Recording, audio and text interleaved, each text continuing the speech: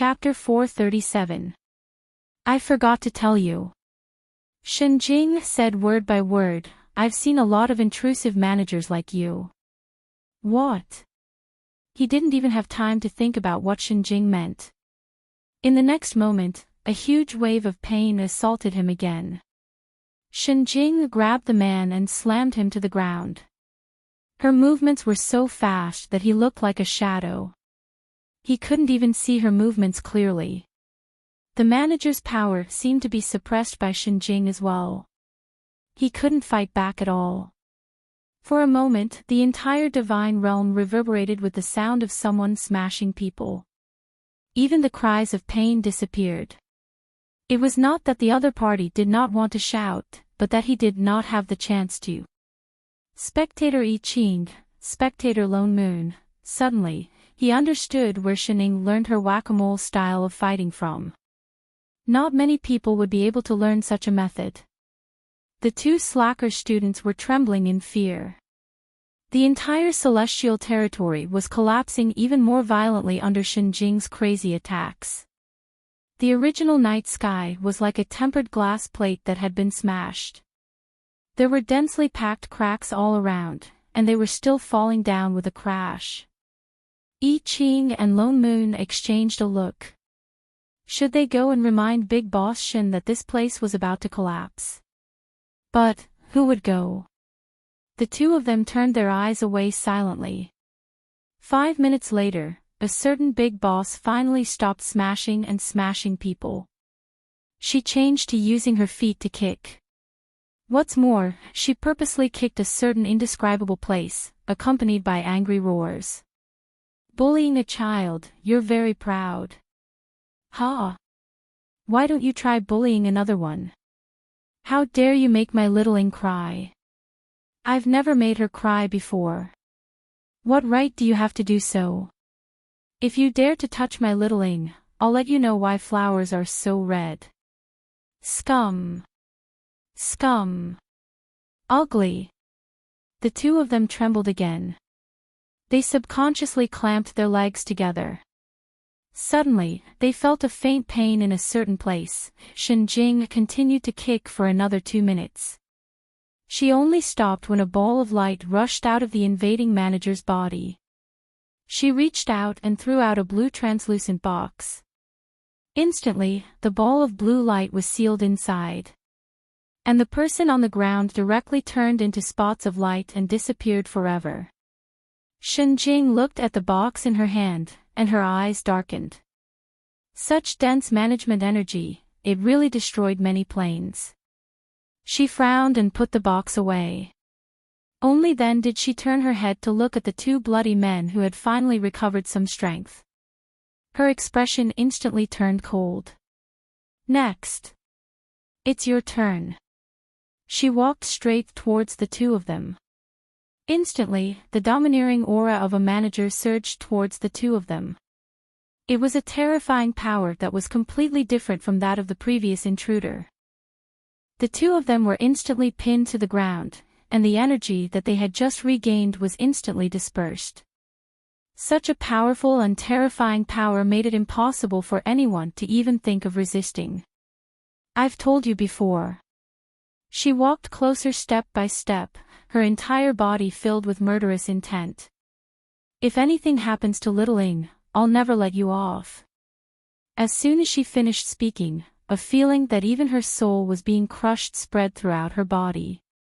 She felt as if she would completely disappear in the next moment. No! A crisp child's voice rang out, and littling suddenly rushed out. She opened her little hands and spread out in front of Shenjing. The pressure on the two of them was instantly relieved. Big sister, don't hurt Daddy and Mommy. Daddy and Mommy. Shenjing was shocked. Her gaze was like a knife that scraped the two of them on the ground. These two still dare to take advantage of me. *_*, hashtag you're courting death. As if realizing that she had said something wrong, littling hurriedly tried to salvage the situation. I know they're not, but I feel that they're just like Daddy and Mommy. They're both good people. Big sister, don't hit them. Little Ing. Shinjing's voice deepened. Move away. I've already told you not to take over. Forget it, you don't understand now anyway. Move away. Once I'm done with them, I'll bring you home. Little Ing. I'm not going back. She took a deep breath, as if to give herself courage. What did you say? Her little head instantly lowered, her eyes filled with tears. Little Ing is bad. She always causes big sister to get hurt. I'm not going back. If I don't go back, big sister won't get hurt. Shinjing was stunned. She stared closely at the person in front of her. A sour, bitter, and sweet feeling flashed across her heart. She stared at her for a long time before asking a completely unrelated question, how old are you now? Shining tilted her head, but still answered subconsciously, 3. No wonder.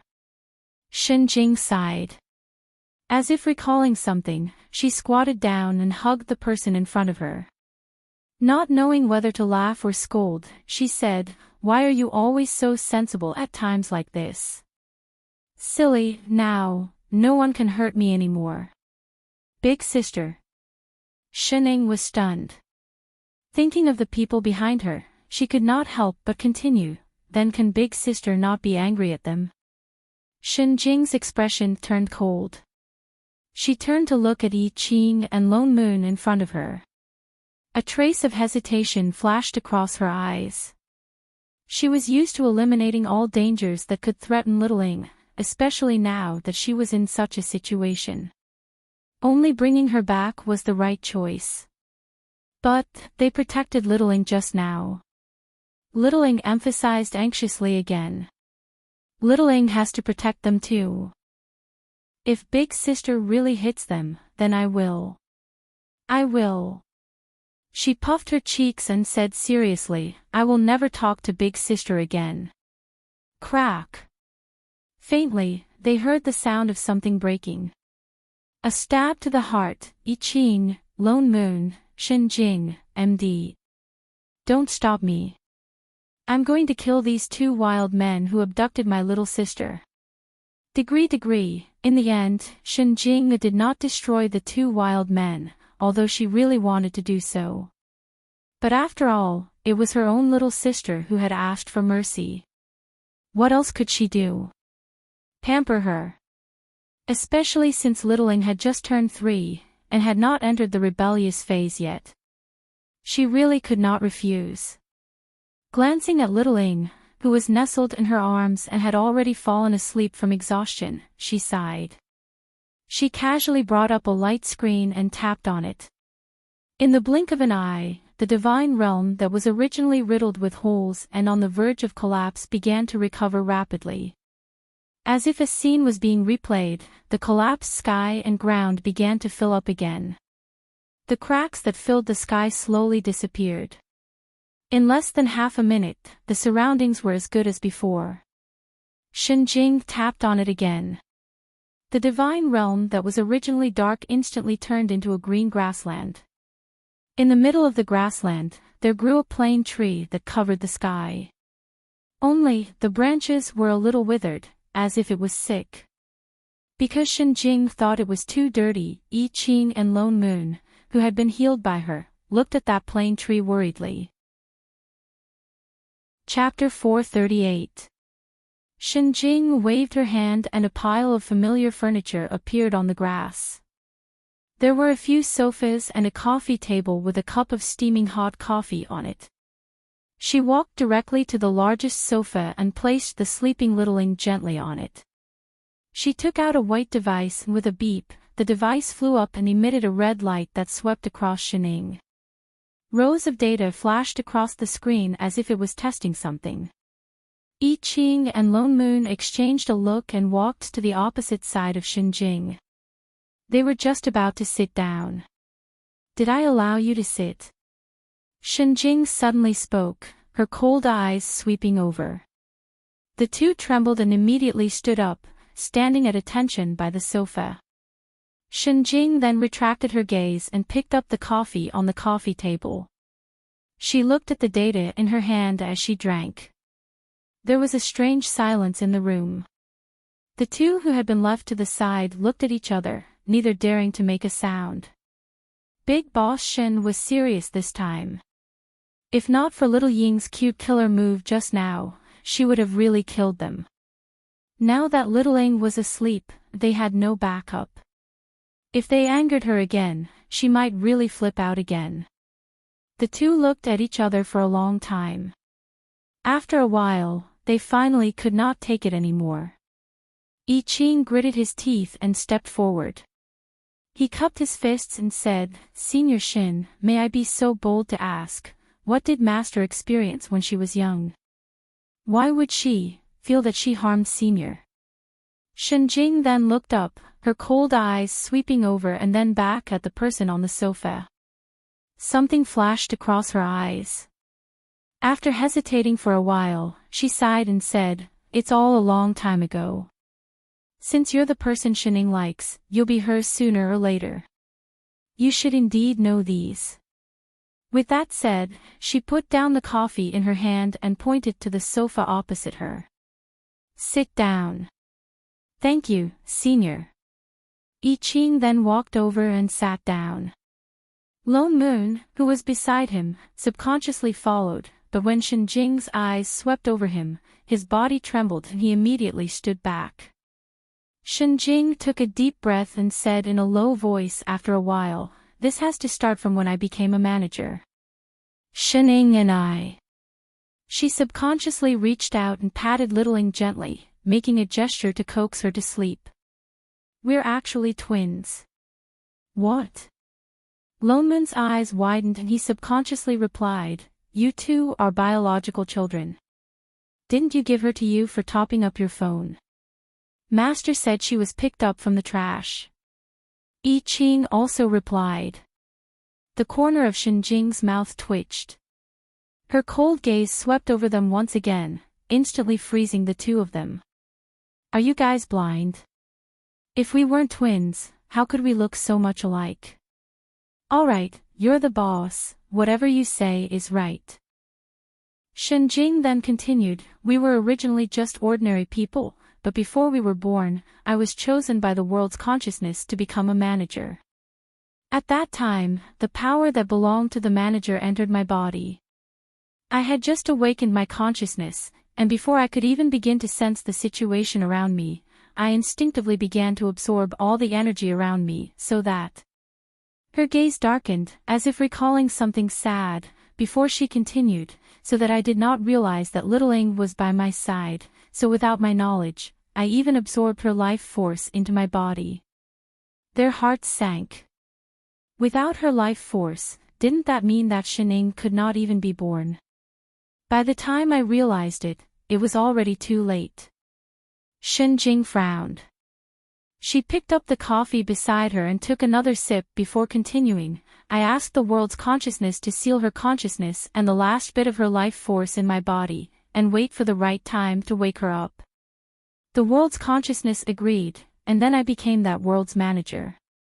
"Then Master?" I Ching asked worriedly. "I kept looking for a way to restore her life force, but I did not find it. Later, I thought that her life force disappeared because of the manager's power. Perhaps I could use the same power to return it to her. I transferred half of my power to her, and her life force indeed recovered. But because it took too long, the consciousness that was sealed in my body fell into a deep sleep." She took a deep breath. "I thought of many ways, but I could not awaken her consciousness. Until 3,000 years later, there was a plane invasion, and I was in danger. Her consciousness suddenly woke up, and she helped me chase that invader away. From then on, she was considered to be fully alive, and I watched her grow up bit by bit." "What happened after that?" Lone Moon could not help but ask. As the younger sister of a manager, she should not have it so easy, right? The power of a manager is not something that ordinary people can bear. She picked up the coffee again, but found that it was already empty. She frowned and put it back. Because she carried my power in her body, her aura was the same as mine. That was why the invader thought that she was the manager. Although I was watching over her, from a young age, she was still kidnapped by all kinds of invaders who coveted the power of a manager countless times. In the past, I was not like this. What's more, I had already lost half of my power, so the price of saving her was slightly worse. Was that why Littling felt that she had implicated Xinjing? When Littling was 3 years old, I don't know where she found out about being an assistant. She suddenly told me that she wanted to grow up faster, and wanted to be my assistant. Xinjing sighed and shook her head. At that time, I thought that she was just doing it on a whim. But from then on, she never smiled at me even once, and never acted coquettishly to me again. She even secretly undid the seal that suppressed the power of a manager in her body, and almost killed herself. Only then did I know that she was serious. So when she turned 5, I agreed. But, becoming an assistant, that's not that easy. The two of them were stunned. They exchanged a look, and then looked up at her. Not easy. In the past, Xining had written them a piece of lousy paper. As if knowing what they were thinking, Xinjing gave them a look that said, "Only idiots like you think that you can become an assistant with a piece of lousy paper. As an assistant, you have to go through the test of the power of the plane before you have the right to become an assistant. And only when you break through the plane will the power of the plane appear. But if you force yourself to break through the plane, it is very likely that you will be directly swallowed by the turbidity. So we've been through that before." Lone Moon was stunned for a moment. Thinking back, when Chef came to find them, he did force himself to break through the plane. That was a test.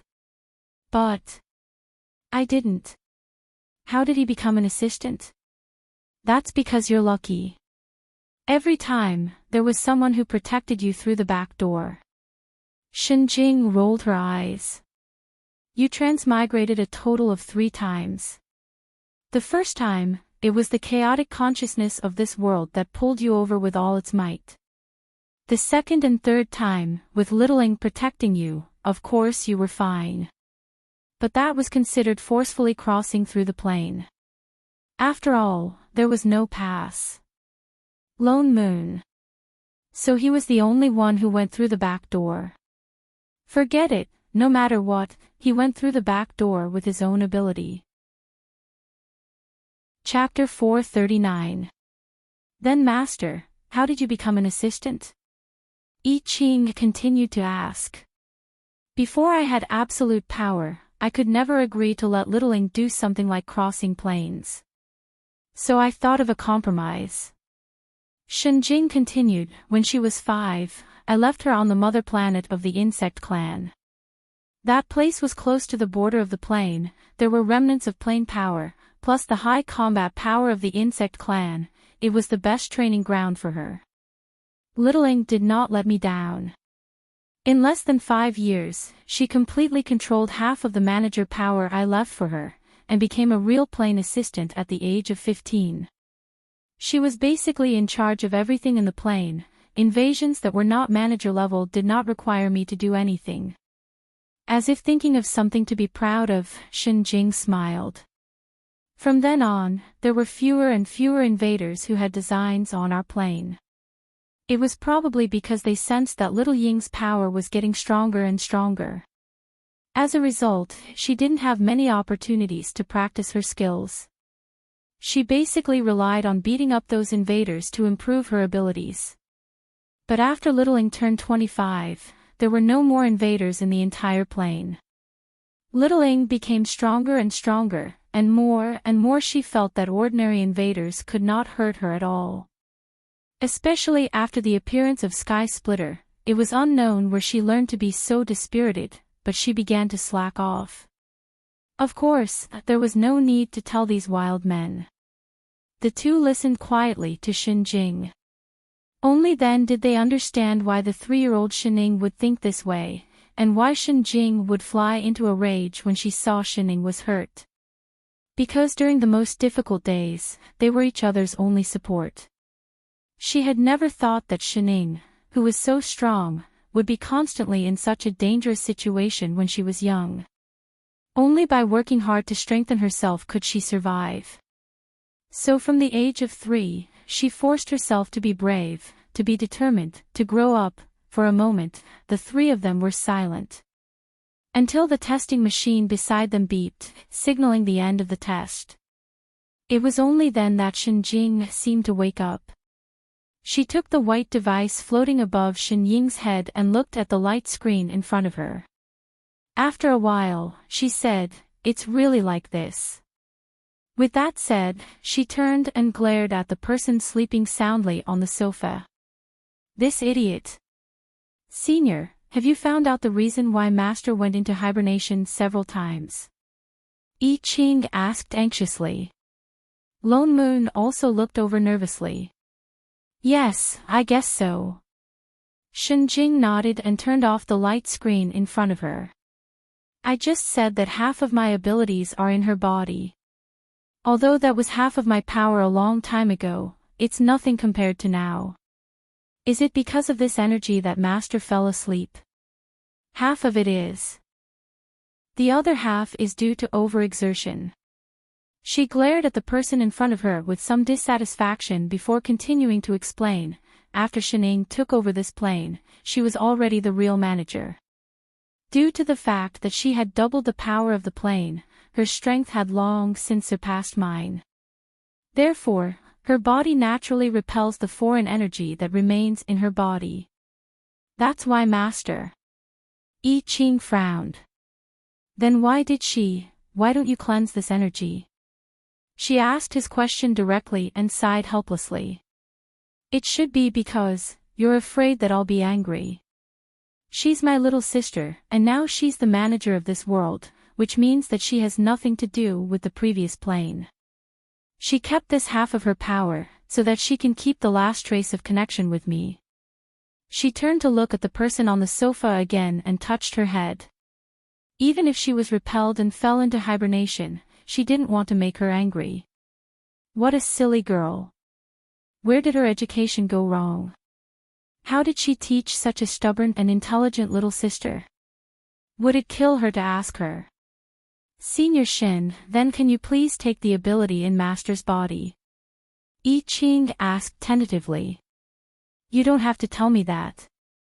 Shenjing interrupted him and gave him a look like she was looking at an idiot. "She's my own little sister, I don't need a wild man like you to remind me, I'll spoil her myself." "Humph. If it weren't for the two of you acting smart and keeping the plane passage closed, I wouldn't have found out about her situation so late." She only rushed over when little Ying's crying unconsciously broke the plane seal.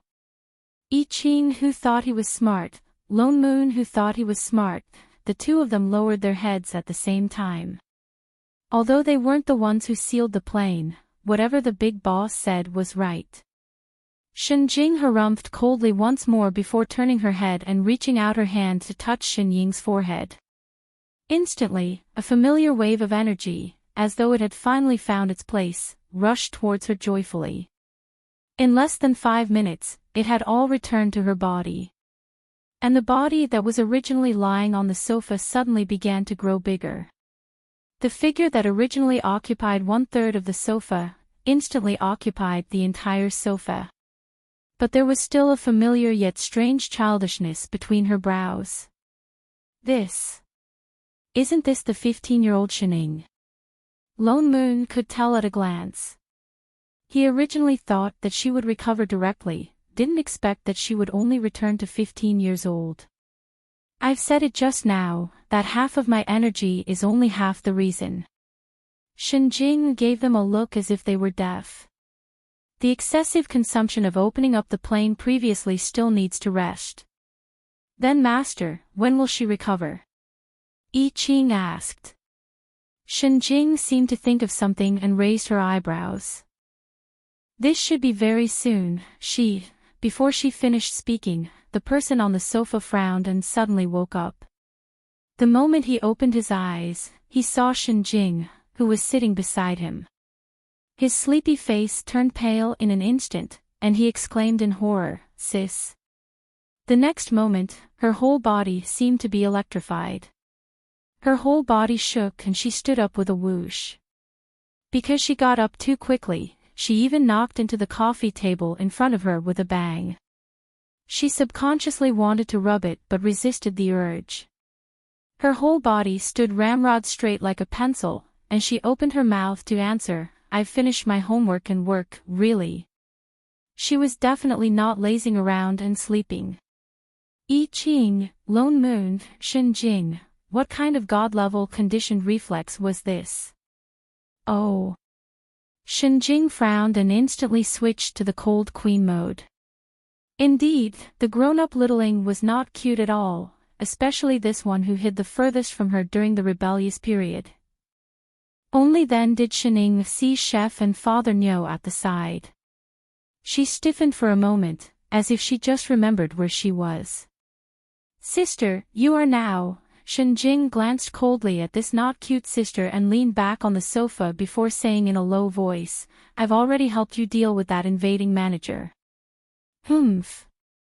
I've taught you for so many years, you can't even deal with a few small things, and you still have the cheek to cry and ask me for help. All these years, where exactly have you learned?" Shen Ying's expression darkened and she directly lowered her head like a child who had done something wrong. "Sister, I was wrong. What's the use of just knowing that you're wrong?" Shen Jing's expression did not soften at all. "If I knew you would be like this, I would not have agreed to let you take over this plane. If there's a next time, I can't be bothered to care about you." "All right, sister, I understand, sister. This plane is your own choice, I can't interfere too much. You're on your own." With that said, she directly opened the plane gate and went back without looking back. I Ching, Lone Moon, who exactly was that person who hugged Littling and called her sweetheart baby just now? Suddenly, he understood where Shen 15's awkward and venomous nature came from. Without a doubt, this was definitely a pair of 100% real sisters. Oh. Chapter 440. After Shen Jing left, there was a full 2 minutes of silence. The three of them finally relaxed, as though they had agreed to it beforehand. They all heaved a huge sigh of relief, and Lone Moon directly sat down on the sofa. Scared to death. She finally left. Boss Shen was much scarier than the invader. "Master." I Ching stepped forward with a worried expression. He looked Shening up and down. "Are you all right? Did the intruder hurt you?" As he spoke, he was still worried as he pulled her hand to feel her pulse. Shening blushed. Her heart warmed. Was her boyfriend so worried about her? He was a qualified boyfriend. He deserved some encouragement. Thus, he tried to put on a smile and said seriously, "He's just an invader. I've seen many of them. How could he hurt me?" As she spoke, her cold gaze swept over the person in front of her. Remembering the injuries he had just suffered, she felt a little heartache, so she added, "Speaking of which, you've already grasped the true abilities of an assistant. How could you be so stupid as to get beaten up by an intruder?" Hit. Pfft, even Chef was looked down upon. Lone Moon couldn't help but laugh out loud. Shen Ying's gaze swept over. What right does another beaten dog have to laugh at others? Lone Moon. Hit +1 inch. Hey. Lone Moon's mouth twitched. He couldn't help but say, that invader is the manager of another plane. He's the one who destroyed 10 planes. At least we held on for so long. What's more, who was that crying and calling for her parents just now? Shen Ying's face paled. She seemed to have just remembered. She froze. Although she didn't have a deep impression of going back to 3 years old, she still vaguely remembered some of it. The reason why Big Sister suddenly appeared here seemed, seemed, probably, really because she called her over. Her face darkened. So shameful. So embarrassing. She actually called for her parents to save her. This was definitely the biggest black mark in her 15 years. What to do? What to do? She embarrassed herself in front of her subordinates. Shin Sherwoof panicked inwardly. Her face was still as cold as a mountain. She turned her head and said seriously, "Next, we have to solve the problem of the invader." Lone Moon, Ching, he was trying to change the topic, wasn't he? She didn't even dare to look at him. "Master, what's the problem?" I Ching heaved a sigh of relief and let go of her hand, giving his master a way out. "Naturally, it's about those small worlds." Shinning hurriedly opened a light screen. She didn't know if it was intentional, but it happened to cover her face. Very good, he had successfully changed the topic. For all, she pointed at the plane tree in front of them, her expression still cold. "Haven't you noticed that the plane tree hasn't recovered yet? Even the manager has come to invade, which proves that they have invaded the entire plane. Although the manager is dead, those who have already invaded the small world, if we don't deal with them quickly, they will still affect this world." Their faces darkened as they turned to look at the golden plane tree. It was indeed as Shining had said. The white lines that occupied the river of forgetfulness on the tree, although dimmer than before, showed signs of returning to gold, but did not disappear. The entire tree looked listless, and leaves would occasionally fall to the ground. It looked malnourished. "Then what should we do?" Lone Moon frowned. There were really too many invaders. Just the ones that had invaded the immortal world were uncountable. And their bodies were that kind of invisible white light. Not only that, they could also invade people's consciousness. If the other party wanted to disguise themselves, they wouldn't be able to tell. "We can't possibly search each small world, can we? How long would that take? What's more, most of those things occupied the river of forgetfulness. This was equivalent to a roaming crime. It was impossible to completely uncover them. Of course we can't search each and every one of them." Shin Ying's hand did not stop operating the light screen. Rows of data swept across it. She looked at it for a while before saying, "I analyzed that manager's data. Their existence is a beehive-like symbiotic model. Their original plane should have perished a long time ago. The manager is like the queen bee. Now that he's dead, the other invaders won't be able to survive for long. They'll slowly disappear as well. However, this might take decades to centuries." "So long." Lone Moon was shocked. He was a little anxious. Those things will invade people's consciousness. The longer they stay on people's bodies, the more it will consume their souls. If it was an immortal or a cultivator, it would be fine. They might be able to hold on for hundreds of years. But if it was immortal, the other party's soul would definitely dissipate. That's why I said we have to solve it quickly. Shining turned off the light screen and took a deep breath. Fortunately, most of them invaded the small world from the river of forgetfulness. It hasn't been long. Their auras haven't disappeared. I should be able to track them. Let's try to clear them all at once. As she spoke, she reached out and pressed her hand on the tree trunk. Chef, who had been silent all this while, suddenly stepped forward and held her hand. "Master." He looked at the person in front of him worriedly. He said with lingering fear, "Why don't, let me go first." Shin Jing said that her body had not fully recovered.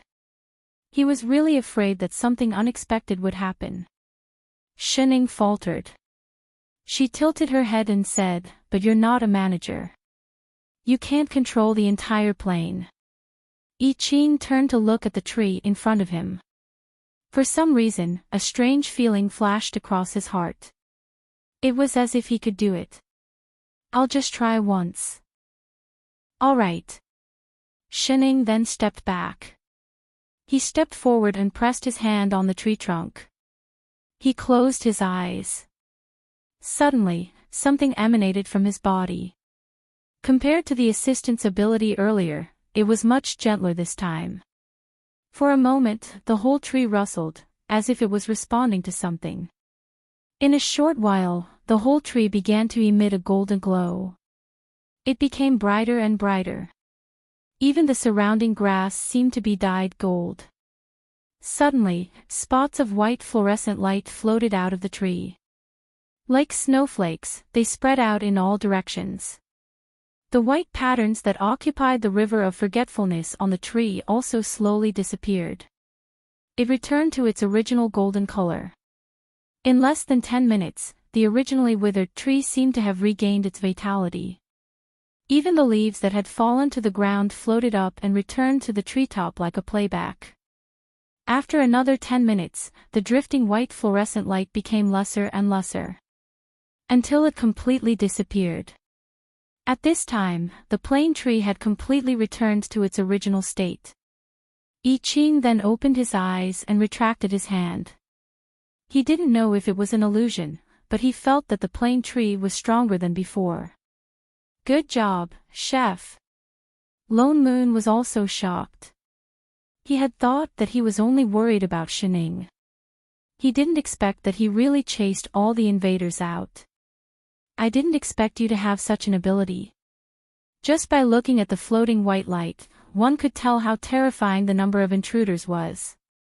Although he had completely grasped the assistant's power, he really did not have the confidence to do this. Tell me, how did you do it? I don't know either. I Ching looked at his palm in a daze. The moment he touched the plane tree, he just did that subconsciously. Then those invaders disappeared. It was as if it was instinctive. Forget it. It's fine as long as it's settled. Lone Moon didn't mind. As he opened the transportation tunnel, he said, "Let's hurry back. I don't know how the sect is doing." I Ching nodded. He pulled Shining out of habit. "Master. Let's go home for dinner." Oh. Only then did Shining follow. She turned back to look at the plane tree, then at her boyfriend in front of her. She narrowed her eyes thoughtfully. Huh? Could it be? Chapter 441. Invincible Sect suffered a huge loss this time.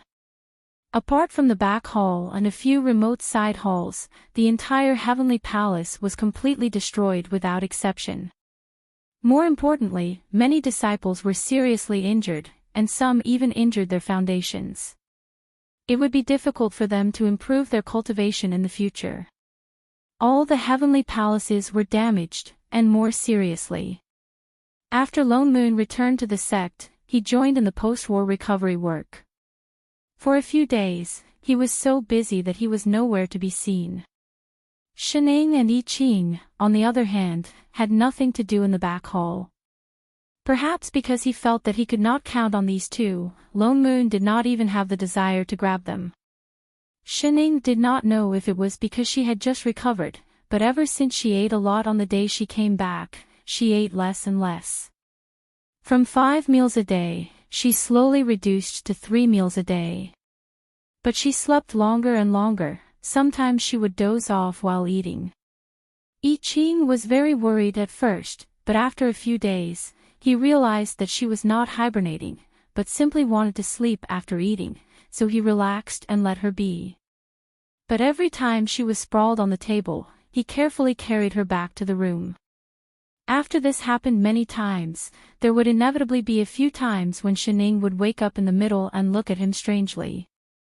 I Ching vaguely felt that something was wrong, but he could not figure it out. But since then, Shining always asked him the same question. "Chef, take off your pants, I won't laugh at you." "Chef, take it off, my sister did not kill you that day, maybe you are fine." "Chef, the weather is quite hot today, how about I help you take off your pants to cool down?" Chef, take it off, I just want to take a look, okay? Chef, don't go back tonight, sleep with me, the kind where you take off your pants. I Ching, chef, who was a beginner, shivered, with a master who wanted to take off his pants all the time, what should he do? It was quite urgent, cooking and waiting. But every time, she looked serious and serious, like she could not be more serious. Every day, she thought of all kinds of ways, staring at his pants. She was just short of forcefully pressing him onto the bed. Shining, every day, he secretly carried her to the bed, secretly kissed her many times, but never made a move. I'm sure. He must have been beaten up by Big Sis before. There's a shadow in his heart. How pitiful. Shen Ying's behavior continued for half a month. She watched as a certain someone became more and more impatient and was about to make a move. I Ching had no choice but to take a step back.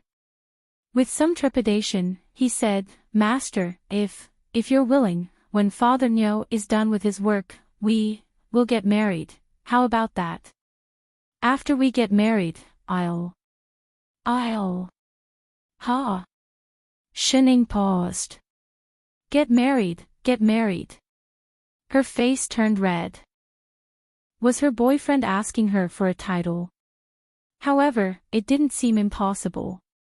As the saying goes, falling in love without the purpose of marriage is a hoodlum. All right. She thought for a moment and nodded hard. Then, she climbed down from Chef's body and let go of the hand that was still holding onto her pants. I won't be a hooligan. I Ching. Wasn't it just now?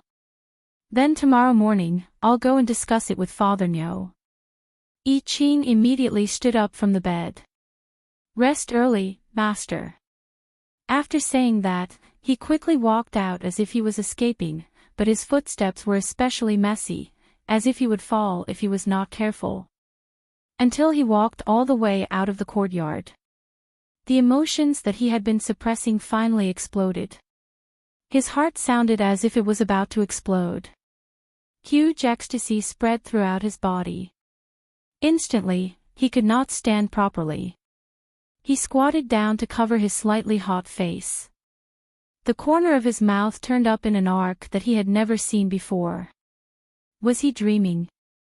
Master. Master really, agreed.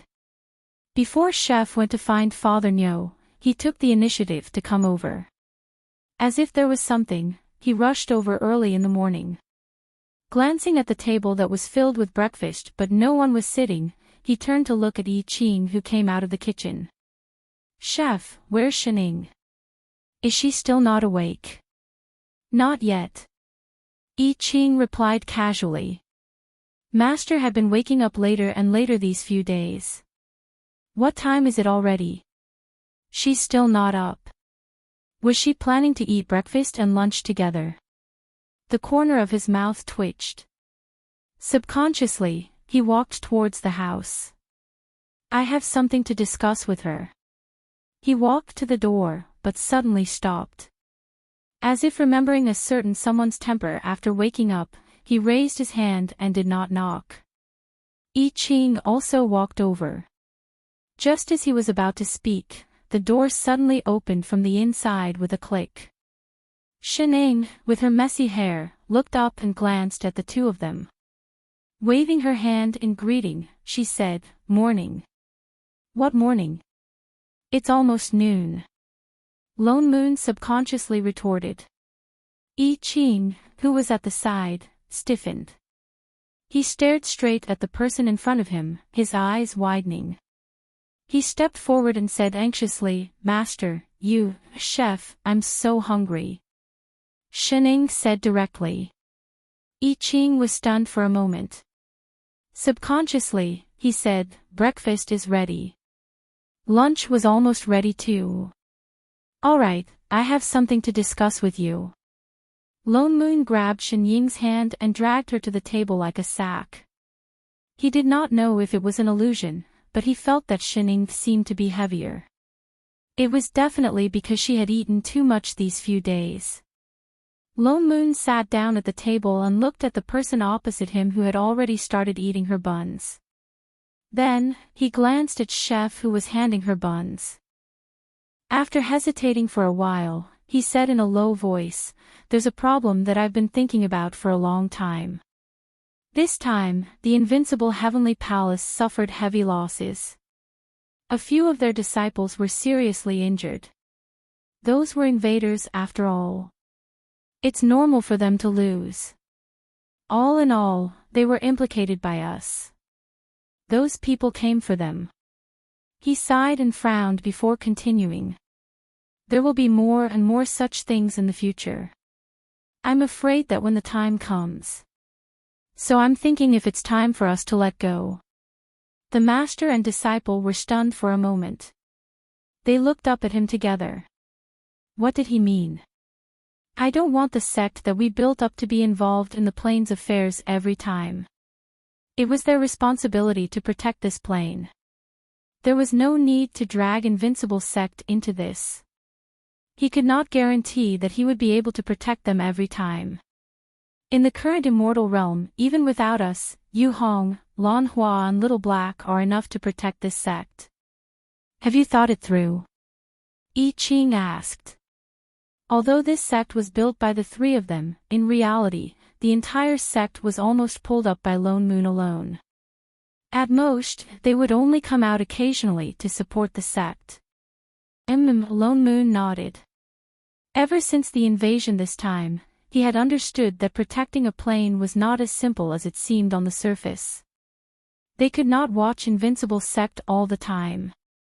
Moreover, in those 3,000 years, didn't they do very well? I'm not saying that we will leave directly. It's just that in the future, we will try not to interfere with the sect's affairs.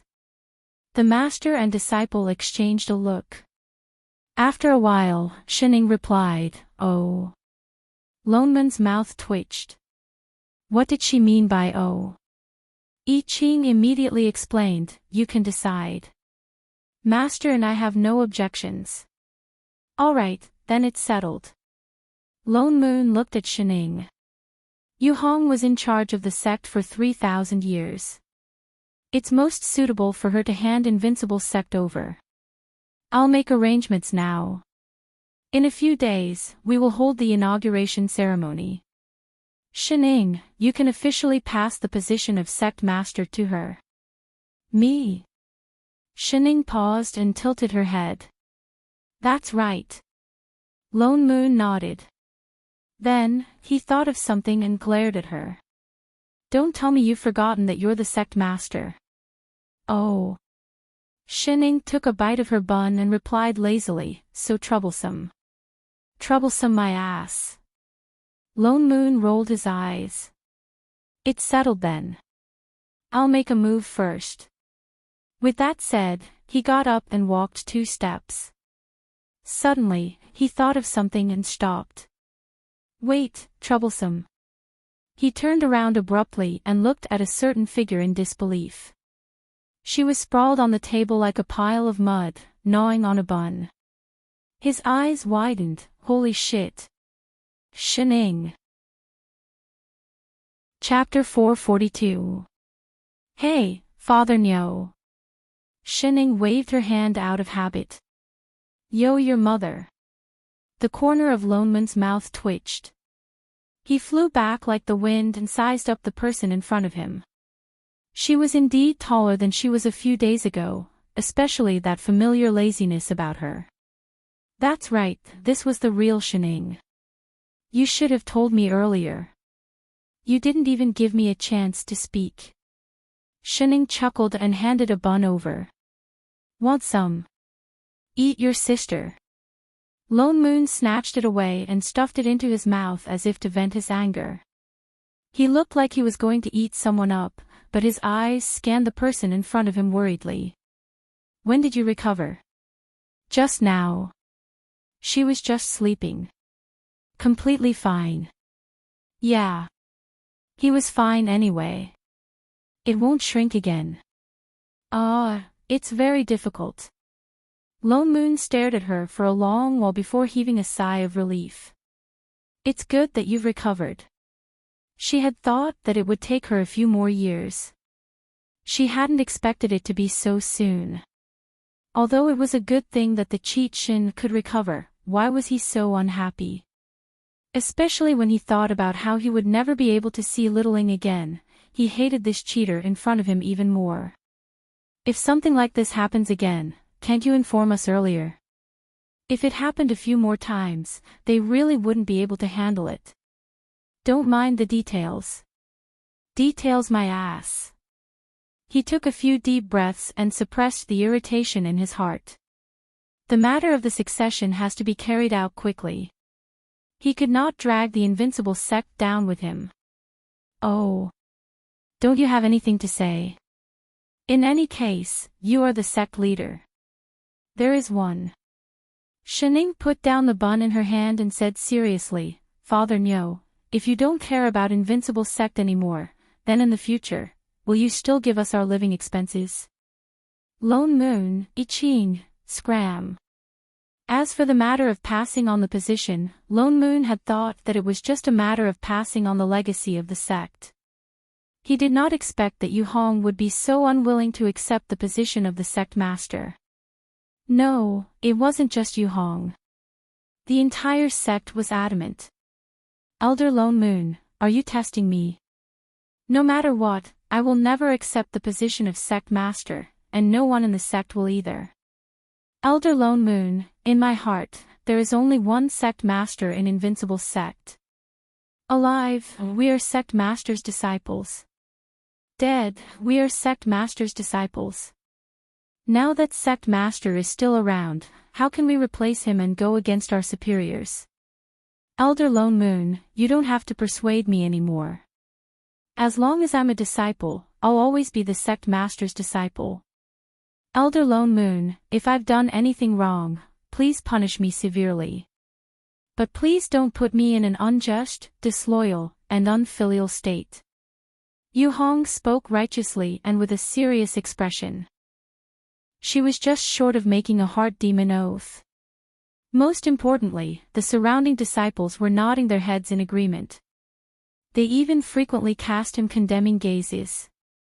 Lone Moon, F***CK, what did he do? He just wanted to pass on his position. Hey, wasn't this a very normal thing in the Immortal Sect? They all looked like they would go to hell if he asked them to change their sect master. Where did they come from? After so many years, he didn't create a sect, but an evil cult. In the end, Lone Moon compromised and settled for the next best thing. Instead of choosing a new sect master, he would choose an elder. She would take over his and chef's duties, but she would also manage the entire sect. In any case, Shining was just a mascot. This time, she accepted without hesitation and promised that she would do her best to make Invincible Sect flourish. Lone Moon. Do you guys have some misunderstanding about a sect master? And what was with this feeling of grievance? In the end, Lone Moon still chose the two guardians. Yu Hong was the left guardian, and she was in charge of everything in the sect. The right guardian was Siyu. She was in charge of teaching the disciples. After Siyu returned from the lower realm, she seemed to have gained new enlightenment. Not long ago, she successfully went through the tribulation and her cultivation level rose to young emperor. She was also the first among this batch of disciples to ascend to emperor. As for Lan Hua, given that he had paid rent for so many years and had contributed the most during the reconstruction of the Heavenly Palace, Lone Moon waved his hand. He finally settled his residency problem and officially became a member of Invincible Sect, the kind that did not have to pay rent. Lan Hua was so excited that he emptied his storage bag. This time, it was not because he was being kind. He did it willingly. It was not easy to get a foreign residency. Actually, he had stayed in Invincible Sect for so many years not only because he was used to it, but also because there was no place in the entire immortal realm that could provide him with all kinds of materials for alchemy, talismans, and weapon arrays. Because the entire sect was made up of body cultivators, no one had any use for those materials, and no one fought with him for them. Moreover, he had a good friend like Radish. He could grow all kinds of immortal herbs and find all kinds of weapon refinement materials. As an all-round cultivation maniac, where else could he find such a good place? Only a fool would leave. That was why Lanhua had made up his mind to stay here a long time ago. After thousands of years of hard work, he finally became a member of Invincible Sect. Life was perfect. But he seemed to have forgotten that every once in a while, Lone Moon would rob his storage bag. That was the fact that he was still a pauper. Because of the change in duties, the original inauguration ceremony became a promotion ceremony. In addition, there was the matter of Siyut suddenly becoming an empress. Lone Moon decided to do these two things together. All the continents were still very respectful. Although all the heavenly palaces suffered losses in the previous invasion, they all came. Under the witness of everyone, Lone Moon passed the position of elder to Yu Hong and Siyu. He also announced that he would retire behind the scenes. He also passed the jade flute that he had used for many years to Yu Hong as a keepsake. From then on, he really did not care about anything related to Invincible Sect. Even the account books were thrown out. He let go completely. Shining looked at the pastries that were being emptied very quickly. She quickly took the last two pieces and finally expressed her objection. Father Nyo, why don't you take the account books back? Why? Lone Moon turned and glanced at her. He thought of something and said with some relief, now you know how difficult it is to manage a sect. So now you feel sorry for me. Shining looked at the empty plates on the table. No, she felt sorry for the pastries. You don't have anything else? Lone Moon, who usually disappeared for days, had been sitting here for a long time. Lone Moon was stunned. He looked at Shining and then at Chef beside her. Suddenly, he thought of something. His mouth twitched and he said in a disdainful tone, don't tell me the two of you think I'm interrupting your public display of affection. That's why you want to chase me away. Guys who only cared about the opposite sex. Indeed, a grown girl cannot be kept at home. That's right, Chef. He thought of something and turned to look at Chef. I forgot to ask you. A few days ago, you suddenly sent me a message saying that you had something to discuss with me. What was it about? Yi Qing's face paled. The hand that was pouring tea trembled and the tea spilled out. A look of panic flashed across his face. He said anxiously, nothing. Lone Moon was stunned. You didn't sound like it that day. Didn't you say that it was about you and Shin, Father Nyo? He suddenly interrupted loudly. The panic in his eyes deepened. He picked up the empty plate on the table and said, there are no more pastries. I'll go make some more. With that said, he turned and rushed into the kitchen. Even his footsteps were a little messy. Lone Moon, what was going on?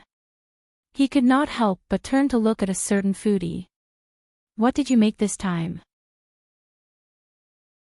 Yi Qing, Lone Moon, hey, I'm still here. Can't you guys pay attention to your image? Can't you show some love to dogs? You haven't left yet. Shining turned and glanced at him. Lone Moon pursed his lips. Why should I leave? This is a public place. Shin Ying's eyes narrowed. What you said makes sense. Then let's go. With that said, he stood up and pulled Chef, who was still in a state of shock, into the house. Some things didn't have to be done at night. Lone Moon, shit. What was with this feeling of being forced to eat dog food, and he was the one who took the initiative to stuff it into his mouth. So, why on earth did he have to be so cheap to ask about such things? Shining pulled Chef all the way back to the room until she pressed him firmly onto the bed. It was only then that Chef reacted. His entire body was as red as an exploding tomato. Moss. Master, you. He subconsciously wanted to get up, but his hands were suddenly pulled up high. Shen Ying's hand was directly above his head. He couldn't move at all. He looked up and realized that Shen Ying was already sitting on top of him. Her eyes, which usually carried a hint of laziness, seemed to be shining with a different light. It made him feel hot all over for no reason. Chef. She suddenly leaned closer.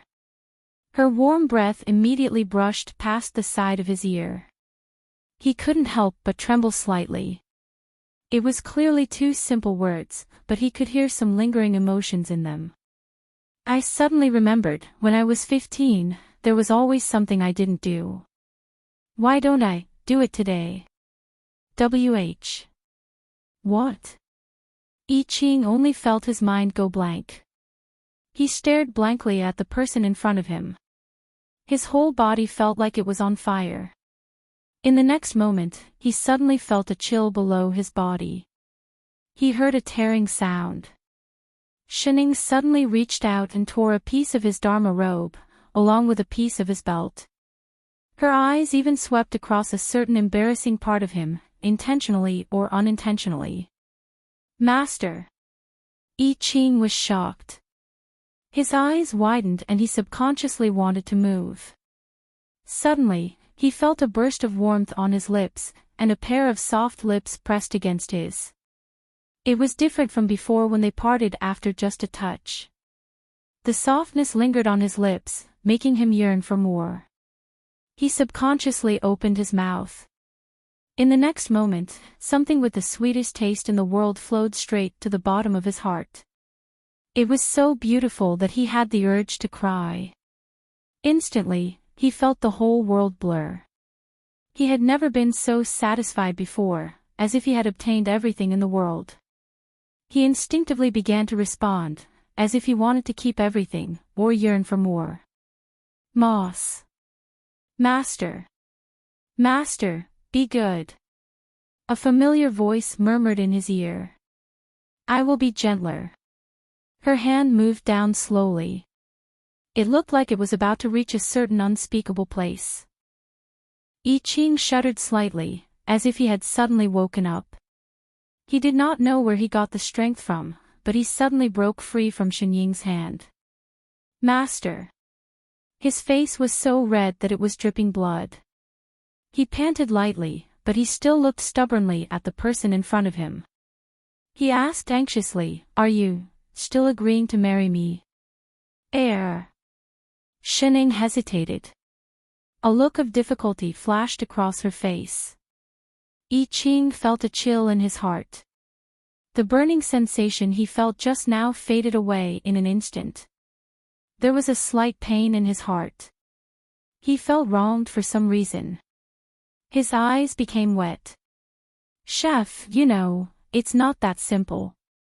So, it still won't work. Marriage definitely won't work now. Shen Ying sighed and said earnestly, The key is to see when you can take a beating from my sister. The kind where she beats you to death. Ha! I Ching was stunned. His eyes widened. Master, you mean, you've seen my sister's combat power. With your current cultivation, if you want to marry me, what do you think your chances of surviving are? There was 100% chance that he would be beaten to death. Moreover, he would be beaten to a pulp. So, Master, you actually agree. He could not help but grab her hand, anxious to confirm. Ha! Shen Ying was stunned. She looked at him strangely. Didn't I agree a few days ago? His face was wild with joy. He directly reached out and hugged the person in front of him. He was so happy that he wanted to jump out a few times. Master, Master. Great. So Master was willing. So, can we continue? Master. I Ching turned over and carried the person on top of him to the inside of the bed. Just when Shining thought he was going to take the initiative, he suddenly sat up. With a determined expression, he said, "I will definitely work hard to defeat Senior Shin. Master, you have to wait for me. I will go cultivate now." With that said, he turned over and got off the bed. He did not even care about his torn clothes. He pulled up his pants and disappeared from the room in a flash, leaving a certain someone confused. Shining, a gust of cold wind blew. Was it too late to break up now? That's why I said, dating your sister. Degree. Chapter 444. Invincible sect had already been officially handed over to Yu Hong's batch of disciples. Lone Moon would still give them a few pointers at first, but as the sect slowly got on the right track, he completely let go. It was also time to leave. His plan was very good. Now that Shining had recovered, they had nothing to worry about. But the Three Realms was not as normal as it seemed on the surface. Who knew how many more problems were hidden inside? Whether it was Hongmeng, Songren, or that mushroom world, they were all not small problems. Shenjing was not wrong at all. What the God Fiend and the others left behind was a terrible mess. After they stepped in, they found that the ground was full of holes. That was why they could not sit still and wait for death.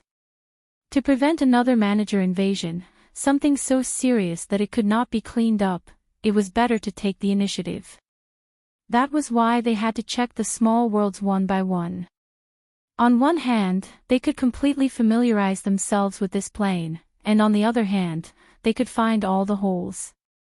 Lone Moon's plan was very good. He had even collected a compendium of delicacies in the Three Realms, prepared for Shenying's temporary laziness. But he did not expect that before Shenying objected, Chef suddenly did not want to do it. He even suddenly said that he wanted to go into seclusion to raise his cultivation. At first, he thought he heard wrong. Was he kidding? With that little cheat of his, did he need to raise his cultivation? What's more, they were plain assistants. They themselves were the peak of this world's combat power, especially after they had completely mastered the abilities of assistants. This so-called cultivation, in their eyes, was just data that could be adjusted at will. There was no need to raise it. Unless they met another invader like the last time, otherwise in the entire Three Realms, only Shenying and he could fight him. But Chef seemed to be determined this time. No matter what Lone Moon said, he did not change his mind. The next day, he took his sword to the training field in the sect, looking like he was going to practice the heart sword technique. Then, with one sword, he split the training field. Straight face, yet he did not seem to see his destructive power clearly. In the next few days, he either destroyed this hall with sword chi or burned that palace with sorcery. Lone Moon's heart tightened. He could faintly hear the sound of immortal stones flowing out of his storage bag. You have to do something. He could not stop him, so he called someone who could. Shenying glanced over lazily. Her shoulders drooped as if she could fall asleep at any moment. I'm not full. I don't have the energy to care. Didn't you just eat? Lone Moon glared at her. She suddenly turned and glanced at him. Her gaze was indescribably strange. Lone Moon could not help but feel goosebumps all over his body. She shook her head and sighed. A naive single dog. You don't understand. Lone Moon heard a sizzling sound and faintly felt that he had been stabbed somewhere. What do you mean by that? Speak clearly. Don't worry, it'll be fine.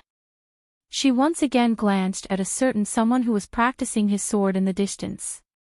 Soon, he would realize that practicing like this was useless. If the invincible heavenly palace had not been destroyed by then. Lone Moon frowned. Say, what did you say to Chef the other day? Why was he like this the next day? Nothing much. Shining sighed. She wanted to have something, but she didn't have the time, did she? I only told him that if he wanted to marry me, he might be beaten to death by my sister. Lone Moon was stunned. That was possible. Isn't the end result of being in love indescribable? Hey!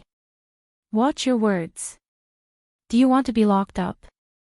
I didn't say that he didn't have a certificate, but he insisted on taking the right path. It was just a certificate. What's more, he was not from that plane. He would probably only get a fake certificate. Actually, it doesn't matter to me whether I get married or not. So you don't want to give him a certificate? Father, no. Shining rarely asked seriously. Are you sword cultivators all so stubborn? The corner of Lone Moon's mouth twitched. He retorted, are you body cultivators all so casual? Shining, tell me honestly. Lone Moon patted her on the shoulder and said seriously, is it Chef that you like? Or Chef's body? Can't I like his cooking? Sect Master, Elder. As they spoke, Yu Hong flew over from afar. She seemed to know that Yi Qing was practicing his swordplay not far away. She set up a defensive array around her to prevent herself from getting hurt by the sword chi that filled the sky. She landed near the two of them and bowed. The Emperor of East Sui has been waiting outside the Heavenly Palace for a long time. He says he has something important to discuss with you. Lone Moon frowned. Yu Hong, I've already said that you and Siyu will handle the matters of the sect. You don't have to ask me for help with these things. You can handle them yourselves. No. Yu Hong glanced at the figure not far away before continuing to explain. He wants to see Elder Yi Qing. I've already asked him, but he refused to say what it was about. He only said that it was an important matter and that he had to see Celestial Emperor Yi Qing personally. He's looking for Chef. Lone Moon paused.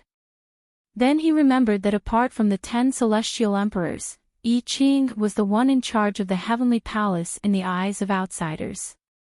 He was the rightful Celestial Emperor of the Bo Sea. East Sui. Why does this place sound so familiar? The Emperor of East Sui is Yu Tsang, Yu Hong reminded. He's the one who was late at the Immortal Gathering. Oh. The one who played the role of the good guy. Lone Moon finally remembered. Wasn't he the one who supported Lan Hua and opposed Yi Qing the last time? Lone Moon suddenly felt that it was ridiculous.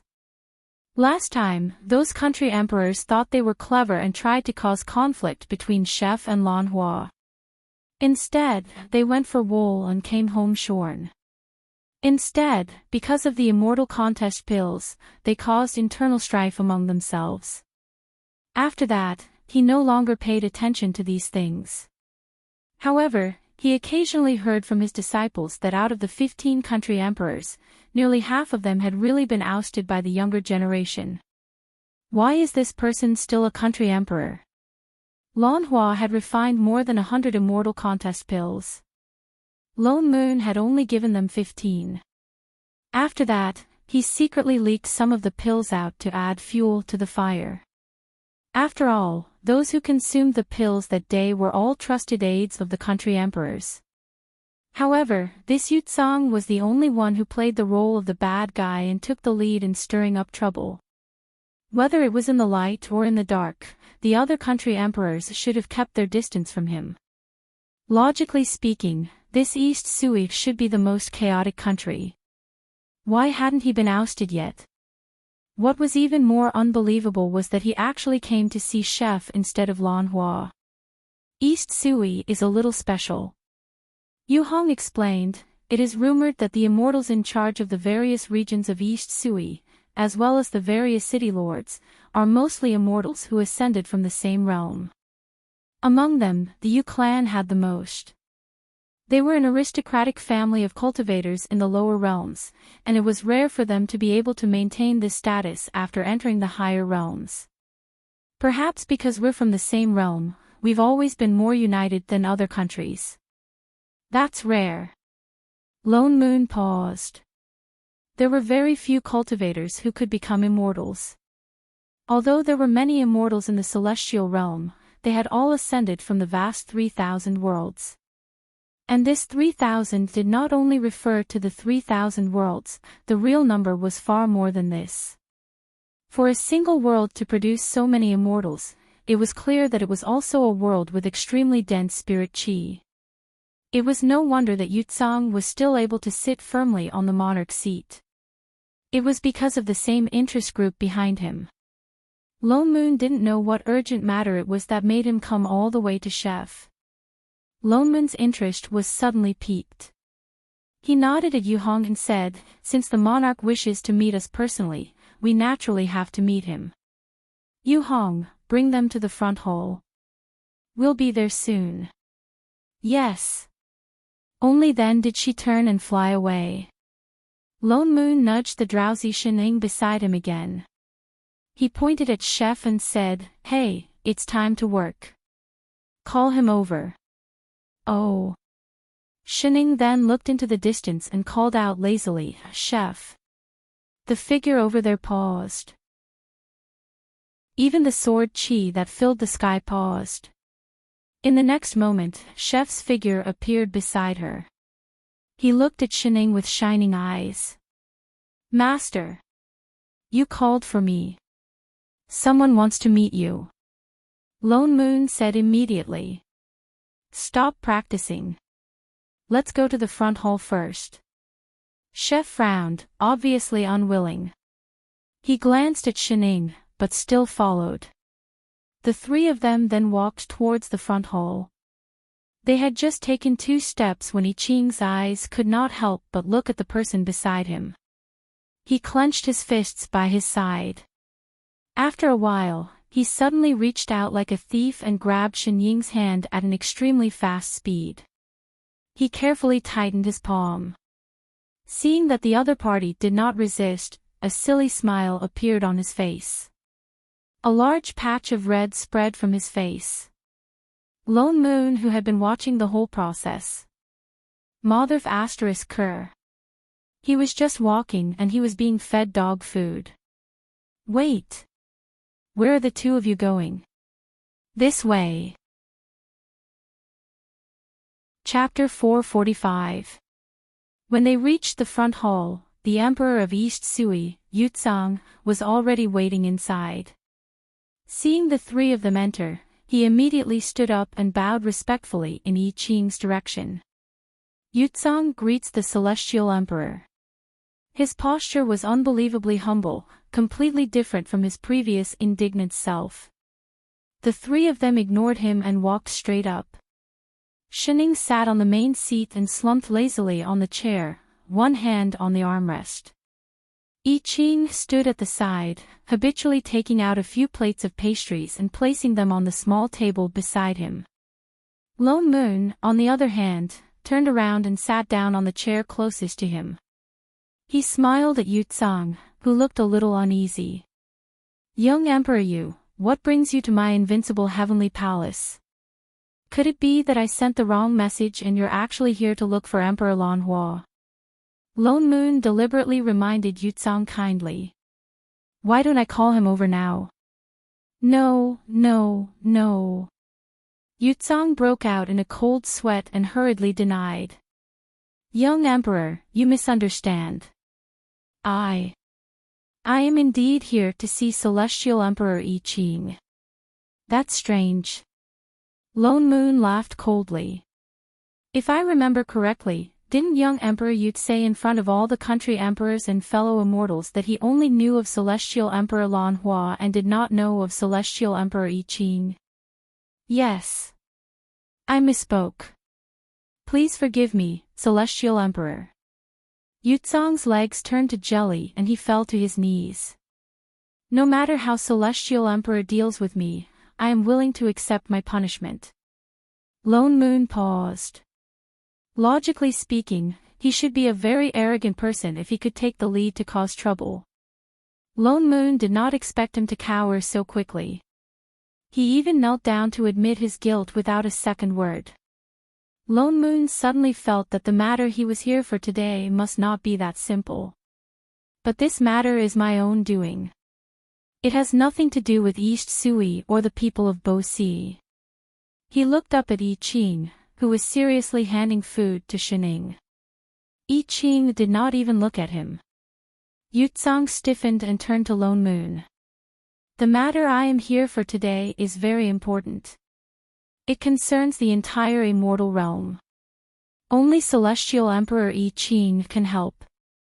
Oh. Lone Moon was a little curious now. What exactly is it that Chef I Ching can't solve? Yutsang's expression changed. He seemed to have thought of something. He hesitated for a moment before saying in a low voice, Emperor, my East Sui country is located on an island east of the Bo Sea.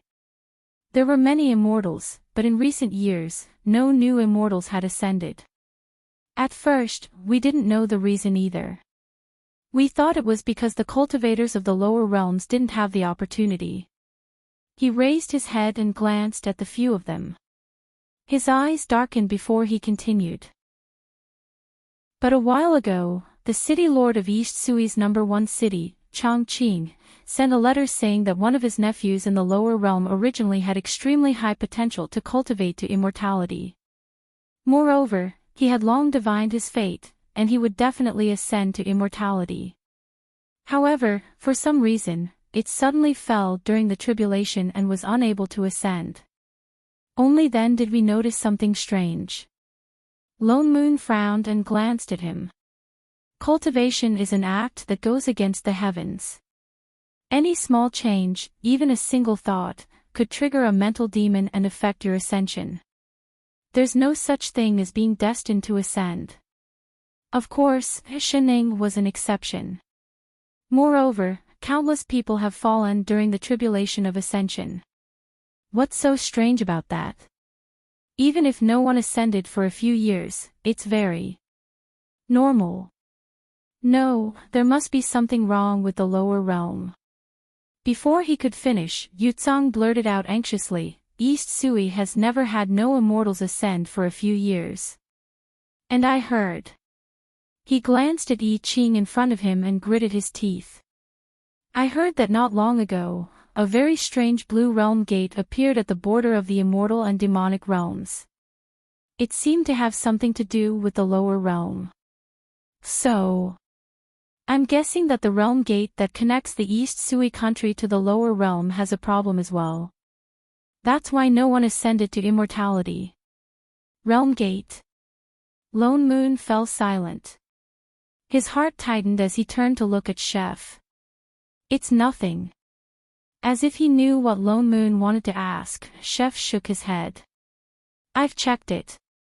With that said, he handed the tea in his hand to Shining. The last time he repaired the plane tree, he specially checked the realm gate. There were no abnormalities. Celestial Emperor I Ching, there must be a reason why Chongqing City Lord's nephew died. Seeing that they did not believe him, Yutsang said anxiously, the sacred arrival realm he's in has always been rich in spirit qi. Many immortals in East Sui come from that realm. But in recent years, no cultivators have ascended. Although a few years is not a long time, one day in the immortal realm is 100 years in the lower realm. Now tens of thousands of years have passed. No one has ascended in 10,000 years, how can there be any abnormalities? These words seem to make sense, but... Young Emperor Yu, have you forgotten that when cultivators ascend to the upper realm, the location of the immortal ascension stage is always uncertain? No one has ascended in your East Sui, yet you don't allow people to ascend to other continents. This is not like giving birth to children, where they can give birth to children. Lone Moon's eyes narrowed as he glanced at Yutsang. Or is it that young Emperor Yu is so sure that there are abnormalities in the lower realm because you have some other information and know in advance where they will ascend from? Yutsang's face paled. He looked guilty as if he had been exposed. His eyes darted around frantically. After a while, he gritted his teeth, cupped his fists and knelt even straighter. Please forgive me, Celestial Emperor. I did use some tricks. He looked up at Lone Moon, then glanced at I Ching, who did not even spare him a glance. Then, with some guilt, he said, I was once in the Yulin Immortal Domain and was fortunate enough to find an ancient array formation. This array formation can create a kind of connection between cultivators from the same realm. That's why I set up this array formation in the various cities of East Sui, so that immortals who have just ascended can quickly meet up with people they know. That's why East Sui has always been so prosperous. Lone Moon glanced at him. So this was the reason why he had not been removed. Celestial Emperor I Ching. Yuzong continued to speak to Chef anxiously. My powers are low. I can't find out what the problem is with the research. This matter is very serious. You are a divine being, I'm sure you have a way. Please, Celestial Emperor, follow me to East Sui and investigate this thoroughly. I'm not going. Before he could finish, I Ching rejected him. He still had to cultivate and marry his master. Why would he go? Celestial Emperor. Yuzong was stunned. He did not expect I Ching to reject him so decisively. He turned to Lone Moon for help. Young Emperor Lone Moon, go back first. Lone Moon did not agree directly. We have our own plans for this. But Yuzong still wanted to say something. Lone Moon had already turned around and waved his hand. Men, send young Emperor Yu out. Yuzong had no choice. He looked back and forth at the few people in the hall, then left reluctantly. Only when Yuzong was sent out of the heavenly palace did Lone Moon turn to I Ching. Chef, what do you think? I Ching frowned. As he peeled a fruit, he replied, there are many loopholes. He did not tell the truth, but there might be something. I think so too. Lone Moon nodded. This Yuzong must be hiding something. What's more, what I find strange is his attitude towards the lower realm. I Ching turned back to look at him. Logically speaking, after ascending to immortality, one would naturally be indifferent to everything in the lower realm. Lone Moon frowned. Those who are going through the tribulation of ascension need to cut off all ties with the mortal world, and completely end all worldly matters. Only then can they ascend safely. Or like Roasted Chicken Gal and her husband, if they have the ability to withstand the lightning tribulation, they can bring others along to ascend. Is that so? Shening, who was nibbling on a fruit, suddenly looked up. I'm not talking about you, shut up. Cheats should not participate in the discussions of us ordinary people. Go eat your fruit. Oh.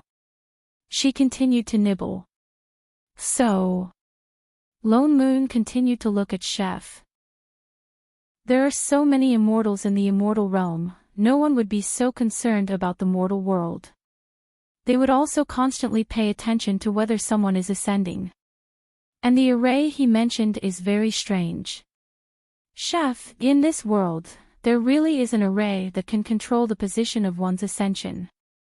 There is. Chef nodded affirmatively.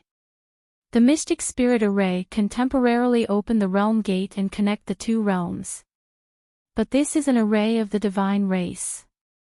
I don't think immortal spells can reach this level, but it can indeed control the position of the realm gate.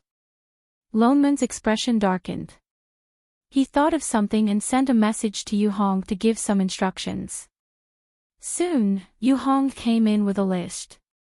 Elder Lone Moon, this is the list of Earth immortals who ascended from the Bo Sea in the past 10 years. Lone Moon opened the list and looked at the data for the last 5 years. Indeed, the distribution of Earth immortals who ascended from all over the world was very even. There were tens of them in each country every year. Only the country behind East Sui was empty. There was not a single one. It seems that what Yutsang said about no immortals ascending these few years was true. Could it really be because of the plane invasion? He frowned and looked at a certain foodie. Shining, what do you think? Shining, who was suddenly called out, stopped chewing on her fruit and pointed to the list in his hand. I'll start from the front. Ha! What did she mean? He looked down at the beginning of the list and his eyes widened. Holy shit! Chapter 446. The more he read, the more shocked he became. He hadn't noticed it earlier, but now that he looked at the list from a few years ago, there were a lot of names behind East Sui. There were more than 100 of them, almost 10 times more than the other countries. Isn't this too exaggerated? Anyone could tell that there was something wrong with this name list. Even if East Sui was some kind of feng shui treasure land, it was impossible for over 100 Earth Immortals to ascend in a year, right? Moreover, ascension depended on the cultivator himself. It had nothing to do with the location of the upper realm. Could it be that the array could really snatch the immortals who had ascended to East Sui? Lone Moon could not help but take a closer look at the list in his hands. He paid special attention to the situation of the other countries and found that there was no significant decrease in the number of countries. Then what was going on? Yu Hong, how much do you know about East Sui? He turned to look at the person beside him. Yu Hong thought for a while before saying, this disciple also knows very little about the situation of the various countries in the Bo Sea. I've only heard that this East Sui is situated at the extreme east, and within the borders, there are only some scattered small islands. A few years ago, there were very few immortals living here. But after Yutsang ascended to the throne, these small islands united and built many immortal cities. They are getting better and better, and now their strength is not inferior to the other countries. In recent years. Lone Moon frowned. You're saying that East Sui only started developing recently? It seemed like it really had something to do with that array. Yes. Yu Hong nodded. When the disciples in the sect do business, no, when they complete the sect's missions, they would often head to the various immortal cities in East Sui. The level of prosperity there is not inferior to the other countries. Lone Moon frowned. The more he listened, the more he felt that something was amiss. After some thought, he turned to Yi Qing and said, it seems like we really have to go and see for ourselves. Chef, you should recognize that array formation. Follow me to the immortal city to confirm it. But I still have to cultivate. Yi Qing frowned, a little dissatisfied. You call that cultivation? What you're doing is a demolition, okay? Let's get down to business first. As he spoke, he turned to look at Yu Hong. Yu Hong, we'll be leaving for a while. We don't know when we'll be back. I'll leave the sect to you. Yes. Let's go. Lone Moon opened up a spatial tunnel and was about to step into it. Shining immediately waved her hand. Father Nyo, all the best. Lone Moon stopped in his tracks. He turned around and roared, you freaking go too. Ha! Shin Ying's claws dropped. So troublesome. Shut up. With that said, he turned and carried a certain lazy bum into the passageway, pushing Chef, whose mind was filled with thoughts of demolition, in as well. In the blink of an eye, the few of them appeared on a small island. From afar, they could see an immortal city floating in midair. Chef, can you sense that array? Lone Moon asked. There are many array formations in this immortal city, especially the defensive array formations outside the city. It's hard to tell which one is the mystic spirit array from the outside. Chef shook his head, his eyes flashing. Why don't we split it open and see? It was a good chance to practice his sword. Scram! The corner of Lone Moon's mouth twitched. You wastrel. Yutsang didn't tell the truth. I think he's hiding something on purpose. While he's still on his way back, let's go in and check out the situation first. Invincible Heavenly Palace needed 10 days to reach East Sui even if they flew on their swords. They directly tore through the void and naturally rushed ahead of Yutsang. After thinking about it, he conjured another seal and suppressed his cultivation to Golden Immortal. He then turned to the two behind him and instructed, "Chef, suppress your cultivation and hide your true appearance. Don't let anyone recognize you." After all, he was the Bo Si Celestial Emperor. There would be images of the Celestial Emperor everywhere in Bo Si. And Shining, you too. Forget it. Anyway, no one could see it. Shining, son of AB*TCH. The few of them prepared for a while before flying on their swords towards the immortal city above. Yu Hong was right. This immortal city of East Sui was indeed very lively. They only entered a small city on the north side of East Sui, but the city was filled with cultivators. It was no worse than those big immortal cities in the past.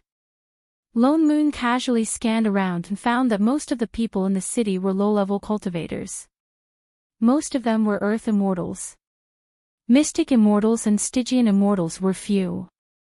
One couldn't even find one or two in a few streets, much less exalted immortals. Once I Ching entered the city, he sensed the location of that mystic spirit array. He held on to Shining tightly and brought Father Nyo in that direction. The strange thing was that this mystic spirit array wasn't hidden. Instead, it was set up openly on an empty piece of land in the east of the city. There wasn't anyone guarding it. The immortals in the city seemed to know what it was. They didn't care at all. Lone Moon was stunned. Yutsang was snatching people so brazenly. Wasn't he afraid that the other countries would have an opinion? But after thinking about it carefully, he understood. If this array could only change the location where people from the lower realm ascended to, the other countries might really not care much. After all, those who just ascended were all Earth Immortals. No matter how much potential they had, it would only be a matter of a few thousand years later. Then what exactly was Yutsang trying to do by setting up such an array in every immortal city? Was it really just to make it convenient for him to search for his relatives? "Chef, how is it?" Lone Moon looked towards Chef, who was studying the array in detail. I Ching then retracted the god power he used to examine the array. He frowned and said, "There's nothing wrong with the array. There's nothing wrong with the realm gate either. There's also remnant spirit chi here. If I'm not wrong, this array was activated once in the past 3 months."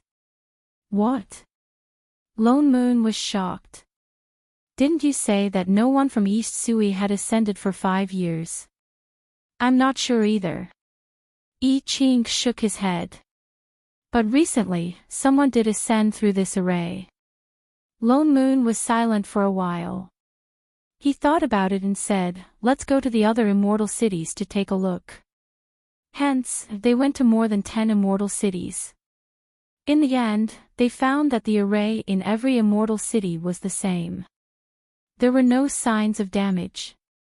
What's more, there were remnants of spirit chi around 2 of the arrays. That meant that someone had ascended. Why would Yutsang tell such a lie that could be easily seen through? He even purposely hid the fact that someone had ascended. Even Yu Hong didn't find out. Could it be just to make them believe that there was a problem with the realm gate? "Can we eat now?" Shining, who had been dragged around for half a day, couldn't help but ask. "There's still 4 hours until dinner time. Father Nyo, why don't we go to the city where the city lord lost his grandson for dinner? There must be a lot of good food there." "Eat you." Lone Moon wanted to retort out of habit, but he faltered. "Wait, lost his grandson?" He exchanged a look with I Ching beside him. They spoke in unison. Chongqing City. 2 Previously, Yutsong had indeed specially mentioned that the nephew of the city lord of Chongqing, the #1 immortal city in East Sui, had failed to ascend. He had even specially invited Chef to investigate. Could it be that the problem was only with the array in Chongqing City? The two exchanged a look and immediately headed towards Chongqing City. What was different from other immortal cities was that the mystic spirit array in Chongqing City was not as obvious as in other immortal cities.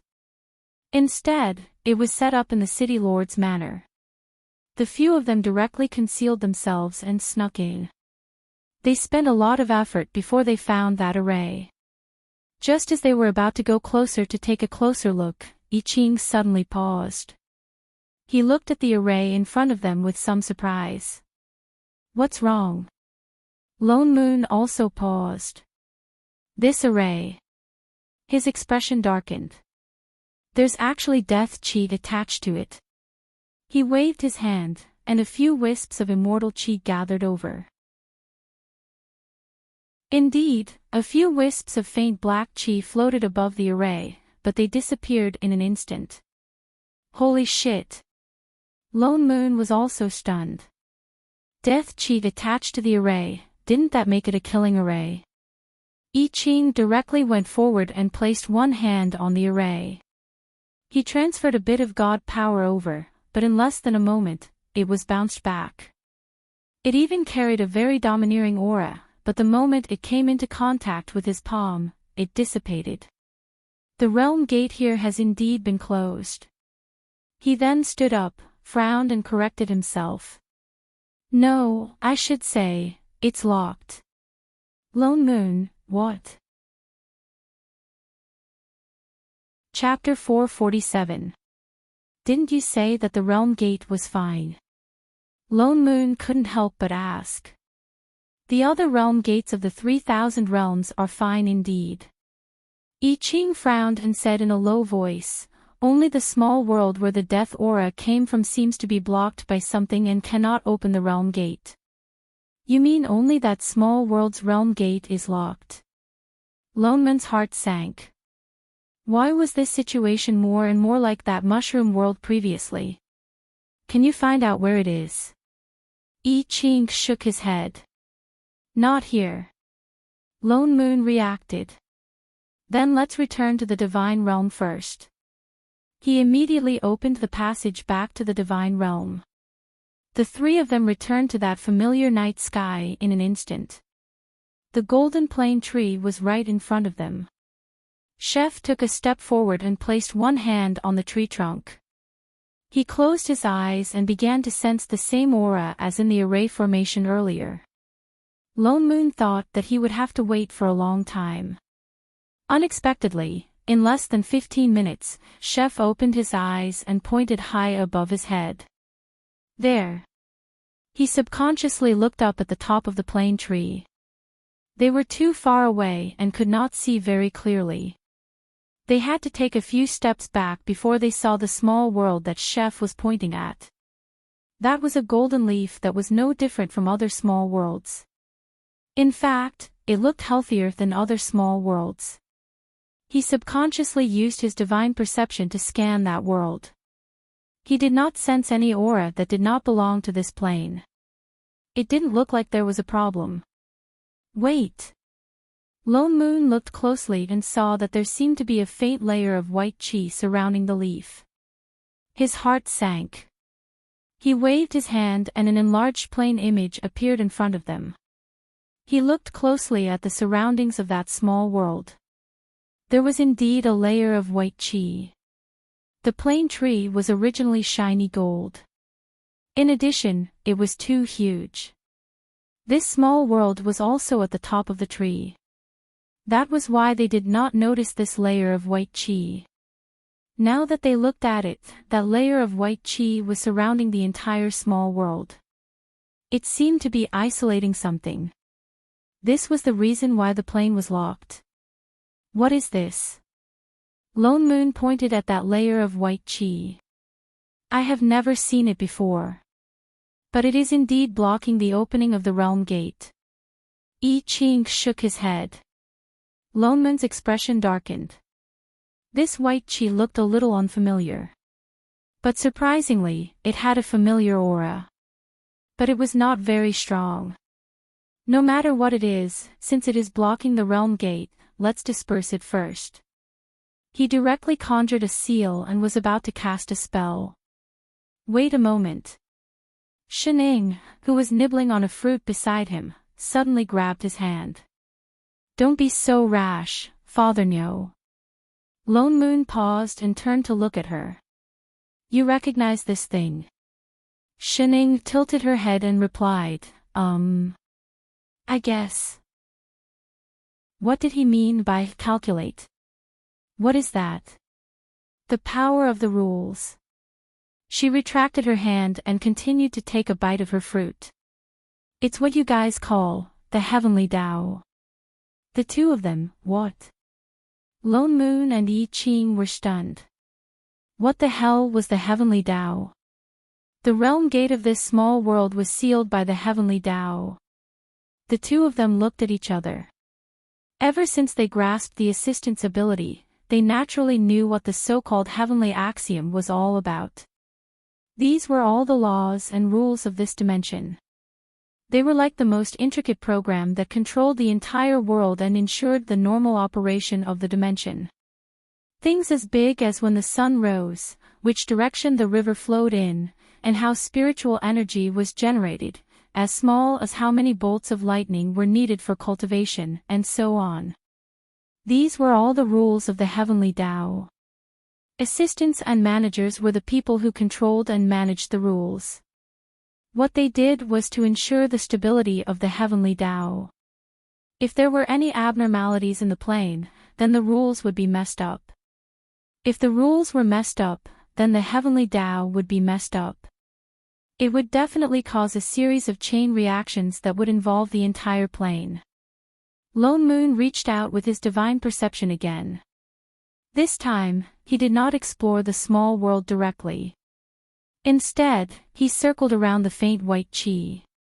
Indeed, he did not encounter any obstruction. Instead, the white chi seemed to see its kin. It fought to get closer to his divine perception, with some eagerness to lead it into the small world.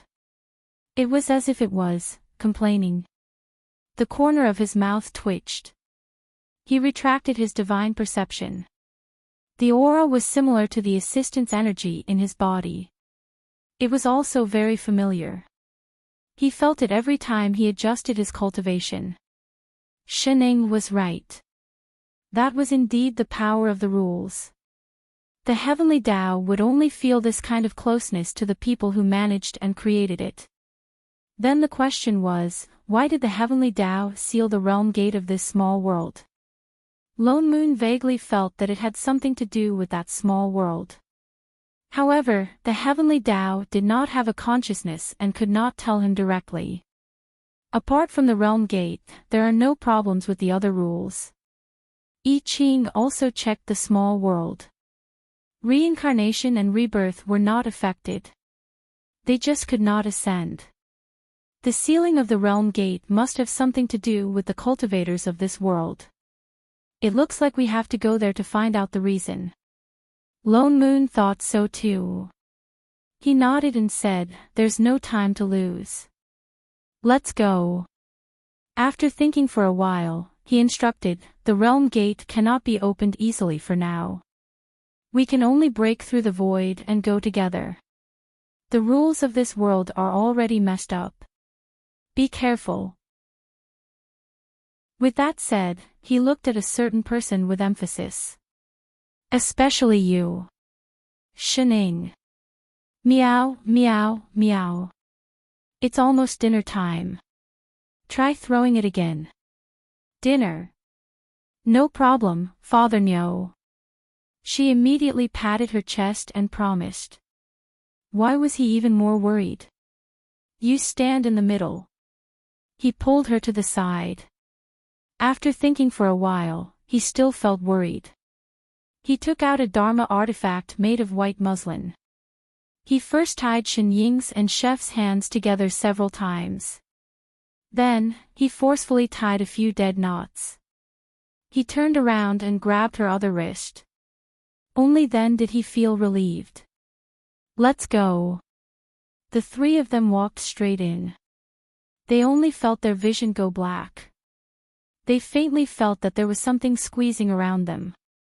In an instant, their eyes lit up. In the next moment, they arrived at a bustling place. This seemed to be a market. There were many people around them. Seeing them suddenly appear on the streets, they could not help but surround them. They looked at them with some surprise and curiosity.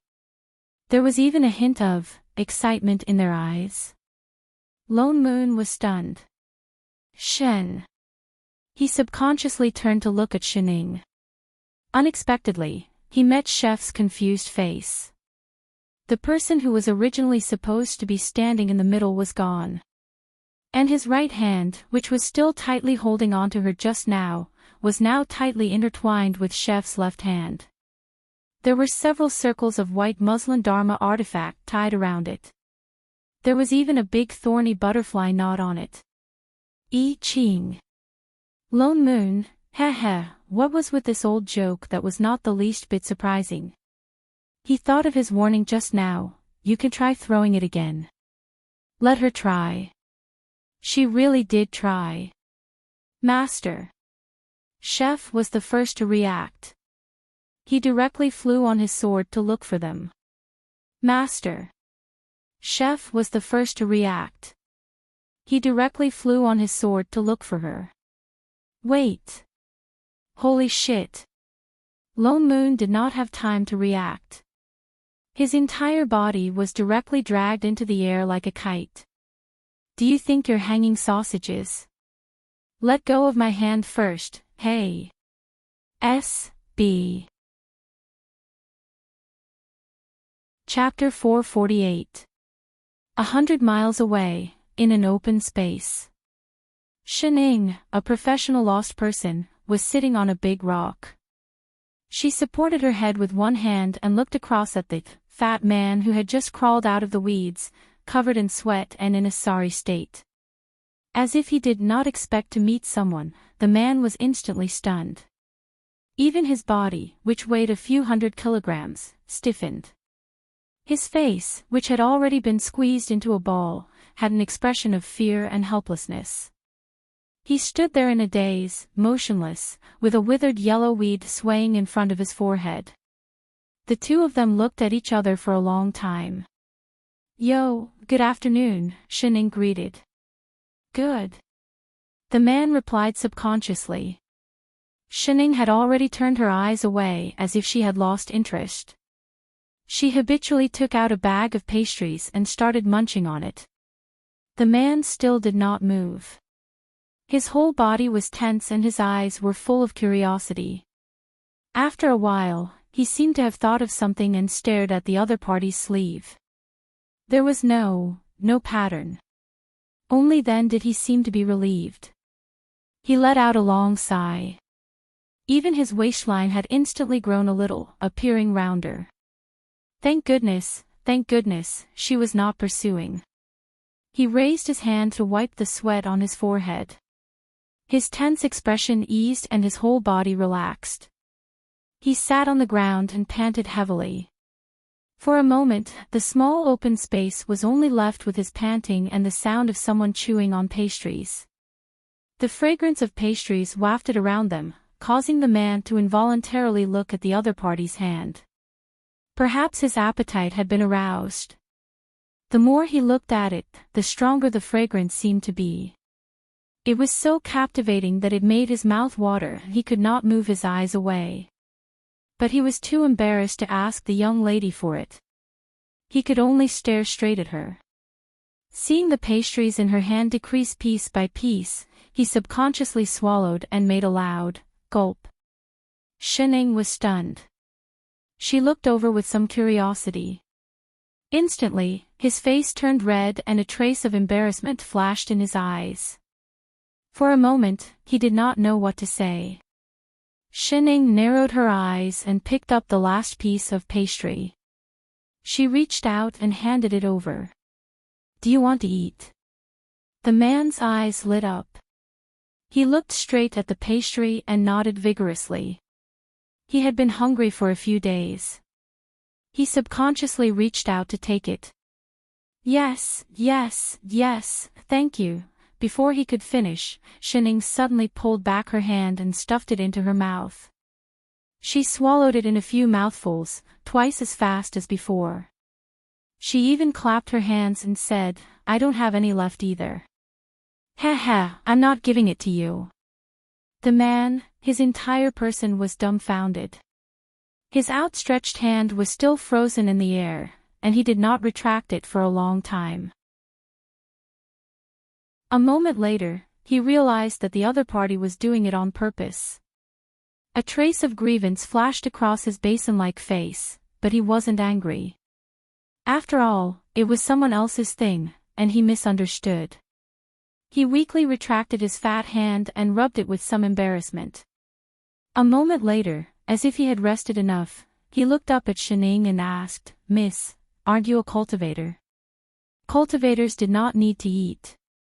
Shining, who was munching on another fruit, tilted her head. No. Oh. His expression seemed to relax even more, and he squeezed out a simple and honest smile. Thinking of something, he could not help but remind her, this forest has always been haunted by demon beasts. Miss has no cultivation and is alone. It's better not to stay here. Leave as soon as possible. It's fine. Shining shook her head nonchalantly. I'll wait for someone to pick it up. What did she mean by waiting for someone to pick it up? The man was stunned. Seeing that she had no intention of getting up, he could only climb up and plan to leave. He had just taken 2 steps when he was worried again.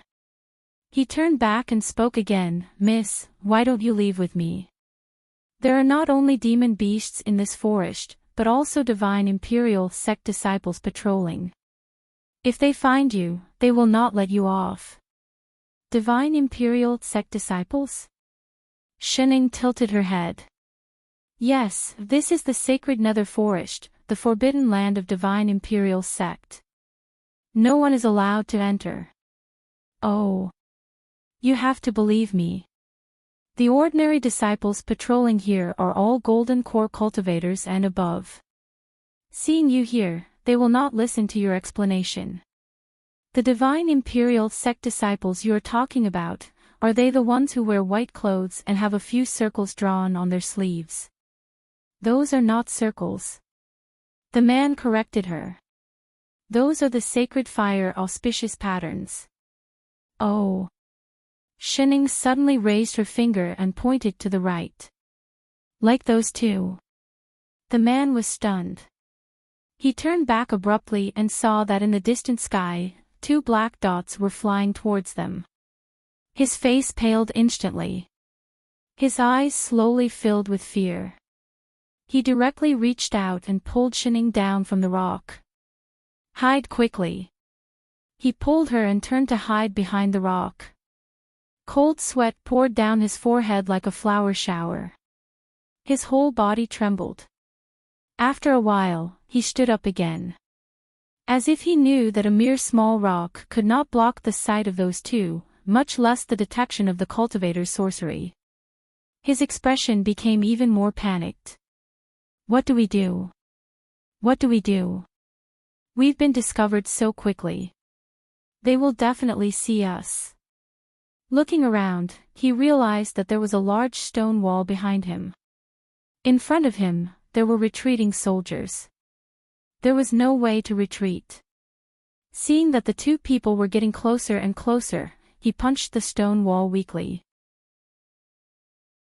Why is there not even a place to hide? Hide. Shining glanced at Fatty, who was like a moving meatball.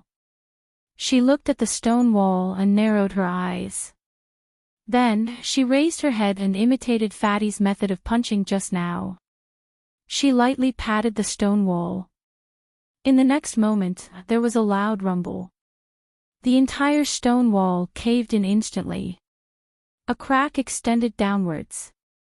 Even the ground split open. Like an earthquake, heaven and earth shook. A crack that was more than 2 meters wide appeared at their feet. It looked as if it was going to tear the entire forest apart as it extended forward.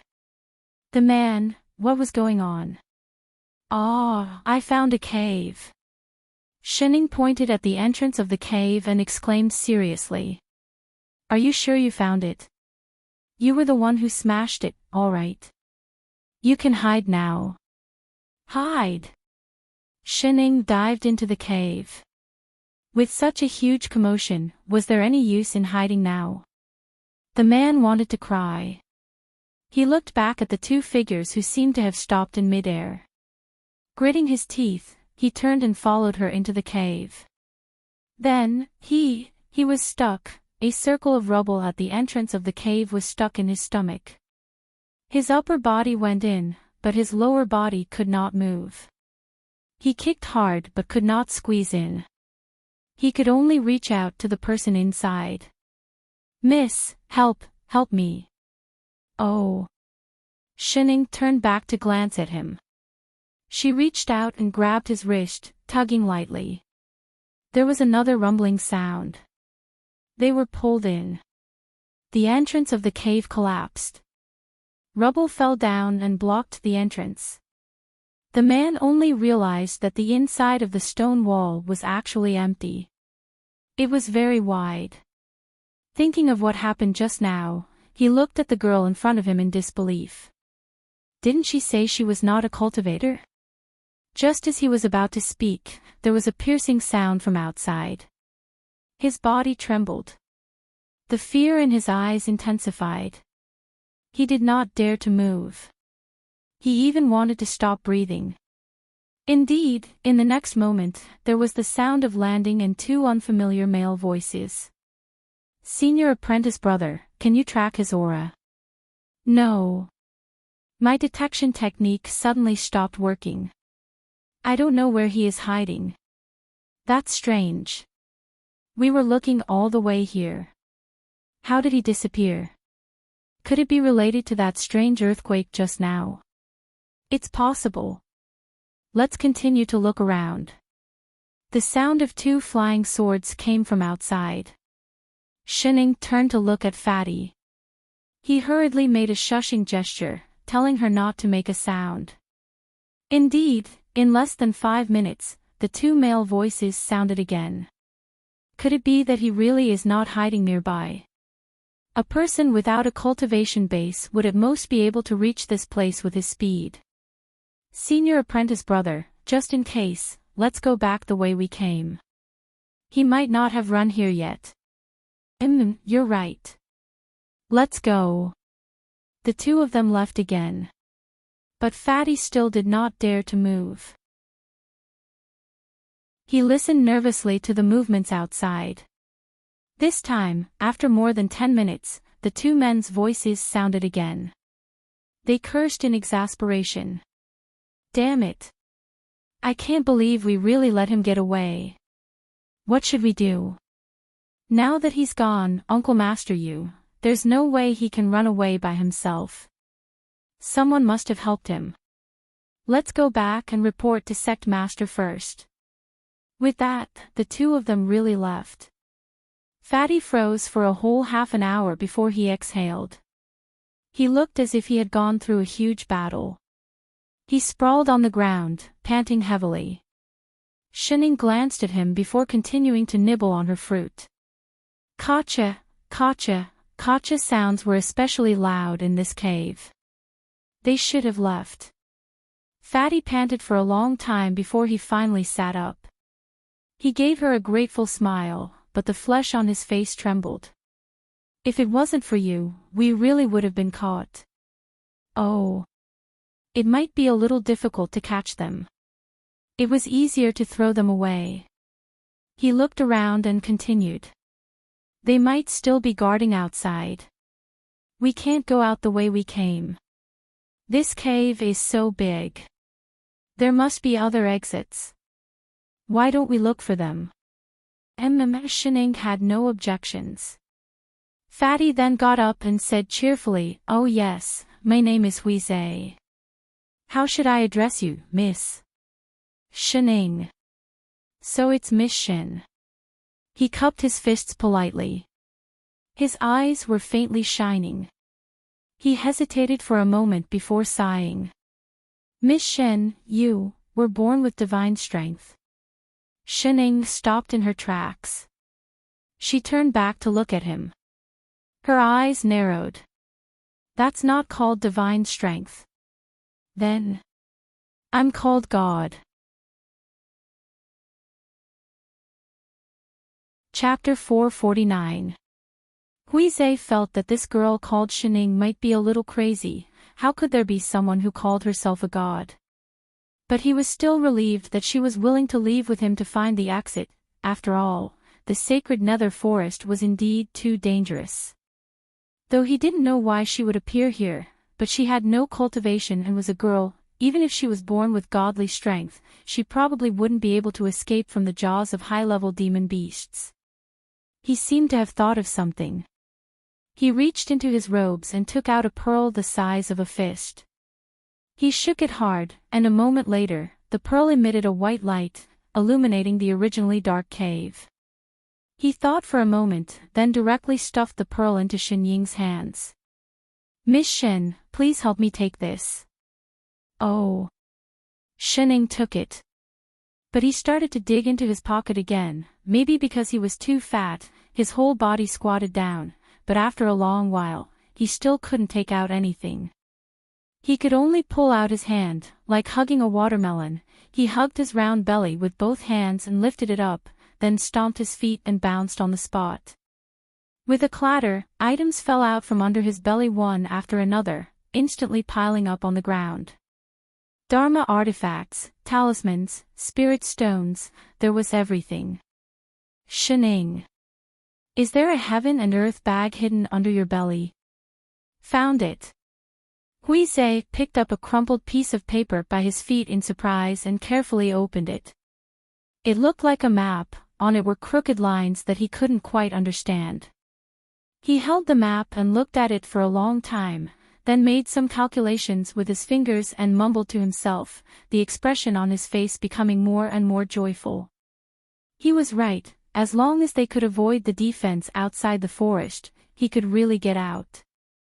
Miss Shen, the place we are at now is not far from the border of the sacred nether forest. If I'm not wrong, this cave should go through the entire stone mountain. The exit leads directly out of the forest. Shen Ying's expression didn't change, she still nodded indifferently and replied, oh. But Huizhe continued happily, though this cave is big, the terrain doesn't look very complicated, it should be easy to find the exit. Oh, then let's go. Shening turned and walked straight ahead. Huizhe hurriedly picked up the things on the ground. With Shening around, he was too embarrassed to stuff them back into his stomach, so he could only carry them in his arms and quickly follow up. He had just calculated the distance. They were not at the edge of the cave. No matter how complicated the cave was, they would be able to find the exit in an hour at most. Of course, that was under the condition that there were no accidents. 2 hours later. Miss, I think we've just been here. Oh, then let's go left. We've already walked there 6 times. What about the right side? I walked to the right side 9 times. What about the back? The back is blocked, and that's where we came from. Air. Shening stiffened. After a while, she turned around and patted her teammate's shoulder. Fatty Hui. I think it's pretty cool here. How about, we wait here for someone to pick it up? Huizhe, you just don't know the way, right? And what the hell was Fatty Hui? You are the one who will be fat, your whole family will be fat. Miss Shen. Huizhe heaved a long sigh helplessly. Why don't we trade? You return the bead that illuminates the light to me first, and I'll lead the way. Oh. Why didn't you say so earlier? Shening glanced at Huizhe, who was carrying a huge pile of items. She reached out and placed the only bead that illuminated the light on top of the pile of items. In order to prevent it from falling, she even used the talisman on top to press it down. Then, she decisively retreated behind him. Done. Huizhe, who was waiting for her to help pick up the items, were all the girls in the world like this? He was stunned. After a while, he resigned himself to his fate and walked forward. He struggled to identify the direction through the seams of the items. The two of them walked in the cave for another 15 minutes or so. Finally, a white light appeared in front of them. There was even a faint scent of fresh air. It's the exit. Huizhe was delighted. He quickened his pace and walked in that direction. After a few steps, he seemed to have thought of something and stopped. He turned around and put down the items in his arms. He grabbed a handful of talismans and stuffed them into Xinying's hands. Once we get out of the cave, we'll be at the border of the sacred nether forest. There will definitely be cultivators guarding there. Quick!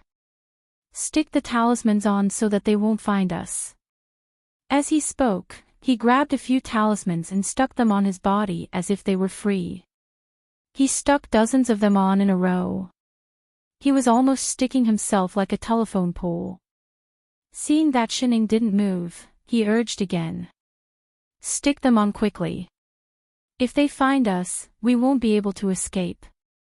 Xinying glanced at the paper in her hand. The paper was crooked and unique. So ugly. She really couldn't stick them on.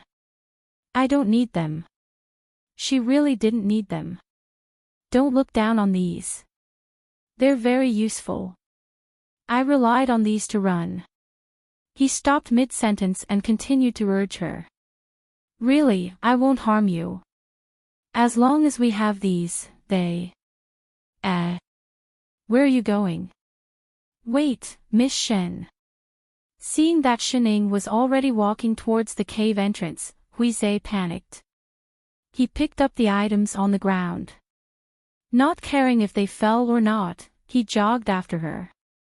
Miss Shen, don't. Before he could finish, she had already walked out of the cave entrance. In the next moment, two white figures suddenly descended from the sky.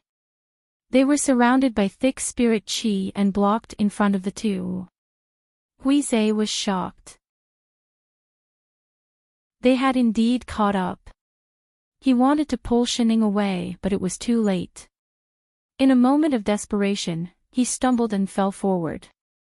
He was about to fall head first into the cave. But Xinying suddenly reached out and grabbed him by the collar. She pulled him back. Don't worry. As if she knew what he was worried about, Xinying said casually. The people who picked me up are here. Picked? Huizhe was stunned. He looked down at the sleeves of the two people in front of him. He didn't find any familiar patterns. Weren't they? Hey, Father Nyo, chef. Xinying walked out and waved a hand in greeting. Hey, your sister. Lone Moon glared at her angrily. He resisted the urge to beat her up. He turned and scanned Fatty from head to toe. His already dark face became even uglier. Who is this ball covered in broken paper? And where did you pick it up from? I picked it up from the cave. Xinying answered. The corner of Lone Moon's mouth twitched. He directly retorted. Can't you freaking have some self-awareness? It's only been a few hours since you lost it. Don't randomly pick up random things, alright? In the end, he was the one who raised it. Huizhe, who was full of nonsense, master. I Ching ignored the angry Father Nyo. He stepped forward and held Xinying's hand. He looked at it carefully. Are you alright? I'm fine. Xinying shook her head. After some thought, she added, I just didn't eat dinner. I'll make it right away. I Ching immediately turned and conjured an earth element spell. He instantly set up a stove. Then, he took out pots and pans, oil, salt and vinegar, as well as all kinds of fruits, vegetables, and meat from his storage bag. He summoned a ball of fire. He waved the spatula and started to cook smoothly. Huizhe, what? What was going on? Weren't they supposed to hurry and escape? Why did they suddenly start cooking? The scene changed too quickly. He couldn't react at all. He looked up at the other person. Are the two of you Miss Shin's friends? No. Lone Moon retorted directly. His expression darkened. I'm a creditor. Children were all debt collectors. Ha. I'll settle the score with you later. Lone Moon ignored Fatty and turned to glare at Shining. Out of habit, he took out tables, chairs, bowls, chopsticks and other items and placed them at the entrance of the cave. He even conjured an earth elemental dharma spell to fill in the space. What kind of people were these? Miss Shin. He could only look at Shining with a face full of questions. But he saw that she had already moved to Chef's side and started asking in a low voice. Chef, on the way here, did you pick up those little animals? Don't worry, Master. It's all right. Not a single one was missed. With that said, he even patted the storage bag beside him. Good chef. Then roast a big one. Yes, Master. No problem, Master. Hui Peng, I'll treat you to dinner tonight. Huizhe. My name is Huizhe. Lone Moon, shit. So those demon beasts along the way were hunted by her. He was wondering why Chef insisted on going down to pick them up. Chapter 450. Huizhe's rationality told him that given the current situation, they should leave as soon as possible. After all, this was not far from the exit of the sacred nether forest, the guards could discover them at any time, and because of the commotion he made earlier, this should be the time with the least people here, plus the sky was starting to darken. If they didn't leave now and waited for the sky to turn completely dark, they could easily encounter high-level demon beasts, so now was the most appropriate time to leave. But thoughts were just thoughts. The actual situation was, he looked down at the bowl in his hand. Why did he sit down and start eating for no reason? Although the food was indeed fragrant, and there were many dishes on the table, he had been hungry for a long time. But, what was with not being able to get any food at all? Degree, once the dishes were placed on the table, he only saw the chopsticks in front of him moving like shadows. Before he could react, the plate was already empty. The aroma of the dishes had yet to dissipate. He sat at the side for a full half an hour, and actually didn't get a single piece of meat. The remaining soup was even taken away by the person who was cooking to wash the plates. He looked at the white rice in his hand again. What happened to treating him to a meal? Was it really just a meal? Yet the two people who were fighting happily at the side were still speaking politely with a straight face. Eat, it's very delicious. It's already on the table, why are you still so polite? Fill your stomach. Holy shit, Shining, do you have any shame? It's already in my bowl and you're still taking it away. Huizhe. I do want to eat it. Why did he suddenly feel that it wasn't a big deal to be caught back? 2 hours later. The sky was already completely dark. The few of them only had time to size up a certain group of creatures after eating and drinking their fill. Divine Imperial Sect. Lone Moon spun the fan in his hand and sized up Huizhe. Is this immortal sect very powerful? Fellow Daoist, you must be joking. Huizhe explained, Divine Imperial Sect is the head of the immortal sects in the world. All the other immortal sects follow their lead, of course it's powerful. You're also from Divine Imperial Sect. I can't be considered. He paused and looked at them before saying, I'm just a servant disciple of the outer sect of Divine Imperial Sect, and I have a waste spirit root. I can't draw chi into my body at all, so I can't be considered an official disciple of Divine Imperial Sect. Lone Moon narrowed his eyes and continued asking, oh, then why are you in such a hurry to leave? This His eyes fluttered. After a while, he gritted his teeth and said, "To be honest, I offended a golden core steward in the sect and accidentally destroyed one of his magic tools. This steward has always had a bad temper, so when I was afraid, I fled to this forbidden area, the sacred nether forest." He seemed to have thought of something and looked at the two of them in a probing manner. "Fellow Taoists, as the saying goes, meeting each other is fate. Can I ask you to bring me away from this place?" Lone Moon scanned him from head to toe. A moment later, he said, "You can." Huizei's eyes lit up, but he heard the other's words change. "Just pay me." What happened to fate? The corner of Huizei's mouth twitched. He thought of something and looked around. He turned around and fished out a bag from the pile of items that he had put down earlier and handed it over. "I have a few spirit stones here, would that do?" The next moment, with a few swishing sounds, 7 to 8 superior-grade spirit stones were poured out from the bag. Loneman's eyes narrowed into a line. His originally cold and arrogant expression instantly became amiable. He patted Huizei's shoulder and said, "Brother Fatty, you're right. Meeting each other is fate. Isn't it just giving you a lift?" "It's totally possible, Brother Fatty." This was a sensible Fatty. "I'm called Huizei." "All right, Brother Huizei. It's about time. Why don't we leave now? We can still rush back to the nearest immortal city."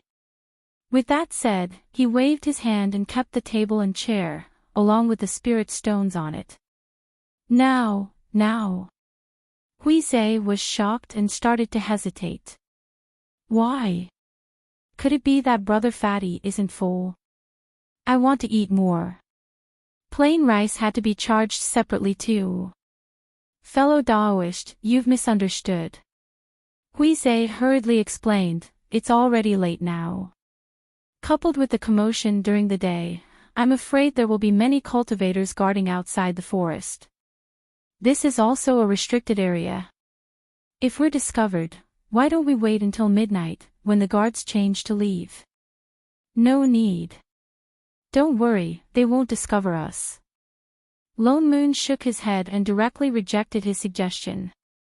No matter what this place was, with their cultivation, it would be very difficult for others to discover them. Besides, he turned to look at a certain cheat. With Shen Ying's presence, it would be very difficult to discover them. This forest isn't that big. We can just fly out directly. Huizei was still a little worried. After some thought, he immediately turned back to pick up the pile of items on the ground. He pulled out a stack of talismans and walked over. "Then why don't everyone stick this on? It'll be safer." Lone Moon and I Ching were instantly stuffed with a pile of yellow talismans. "What's this?" "Aura concealing talisman. It can hide one's body." Lone Moon looked at the talisman in his hand that was drawn in a mess. There was no pattern to it at all. "This is an aura concealing talisman. Are you King kidding me? Who drew this talisman? This kind of talisman without any flow of spirit chi, it must have been drawn with feet, right?" It's me." Fatty scratched his head in embarrassment. "You?" Lone Moon scanned him from head to toe. "I thought you couldn't cultivate." There was no trace of spirit chi on him at all. He probably had never cultivated before. "This is what I learned from other disciples when I had nothing to do. It can be used," he said with a serious face. "Although it's very weak, it'll be effective after sticking a few more, really." Was this why he stuck himself like a mob? Brother Fatty's talisman is really unique. The corner of Lone Moon's mouth twitched. "For the boss's sake. Thank you, Brother Fatty." With that said, he directly threw the fan in his hand out. It instantly became big and floated in front of them. Let's go. He grabbed Fatty by the collar and threw him up forcefully. Huizhe did not react in time. He lost his footing and almost rolled off the fan. He could only hug his pile of items tightly and sit in the middle. I Ching, who was at the side, lowered his head to look at the talisman in his hand. His eyes darkened. Father no, I know. Lone Moon turned back to look at him and nodded nonchalantly. It's fine. Let's go out first. Lone Moon also jumped up. He gave the two beside him a look and flew in the direction of the market from before. Huizhe was originally still a little worried. Although these two were Miss Shin's companions and cultivators, it was obvious that they had not achieved grain liberation. However, it was obvious that he had not achieved grain liberation yet. At most, he was at Foundation establishment. The people outside were all golden core cultivators. If they were discovered, none of them would be able to escape. He could not help but feel his heart clench. But miraculously, nothing happened along the way. Not to mention the disciples who stopped them, not even a low-level demon beast appeared. They left the sacred nether forest safely and flew all the way to the front of an immortal city. Moreover, he entered the city so openly, and even swaggered into the city. The guards at the city gates that were originally tightly guarded did not even ask them a single question. Huizhe was a little confused. He just came out like that. The few of them stopped in the middle of the street. Lone Moon turned and smiled brightly at Huizhe. We have completed Brother Fatty's request. We still have important matters to attend to. We will take our leave now. With that said, without waiting for the other party to react, he very decisively pulled the two prodigals and turned to leave. Leave quickly. If they were late, they might have to pay for his accommodation. Huizhe, I Ching, Shining. Chapter 451. Because of a certain missing person, Lone Moon wasted an entire day. He and Chef could only use the time at night to sense the situation of this small world, but still to no avail. They still couldn't see what was wrong here. It seemed like it was really as Yutsang said, only the realm gate was closed.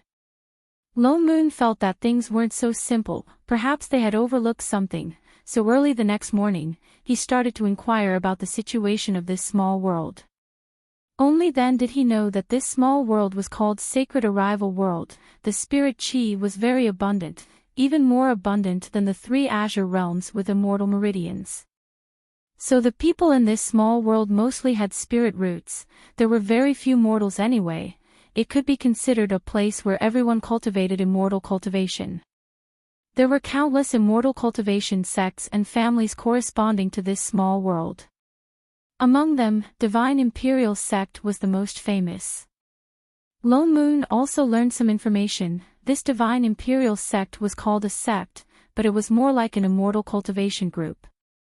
The sect was divided into many branches. Next to the sacred nether forest where he picked up Shining was one of the 6 largest branches of Divine Imperial Sect. The branch master was the family master of the first-rate immortal cultivation family, Chi family.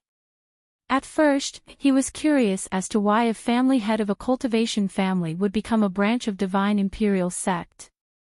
It was only later that he found out that Divine Imperial Sect was originally established by the alliance of 6 great families, and the so-called branches were actually the main families of each family. It was rumored that these 6 families were the first-rate immortal cultivation families of the Sacred Arrival World. Now that they joined together to establish Divine Imperial Sect, the combination of the strong, naturally they would become the strongest among all immortal sections.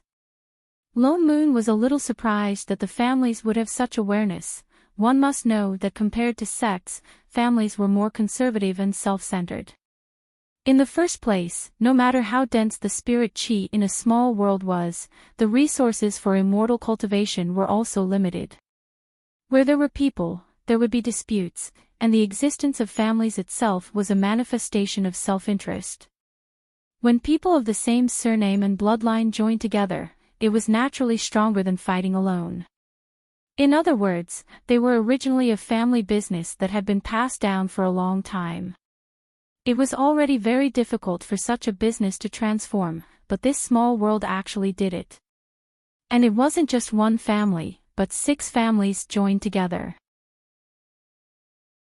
He also found out that although this divine imperial sect was established by families, they treated all disciples equally, and would recruit new disciples every year, regardless of family background, only based on aptitude. Having such foresight made Lone Moon have a whole new level of respect for him.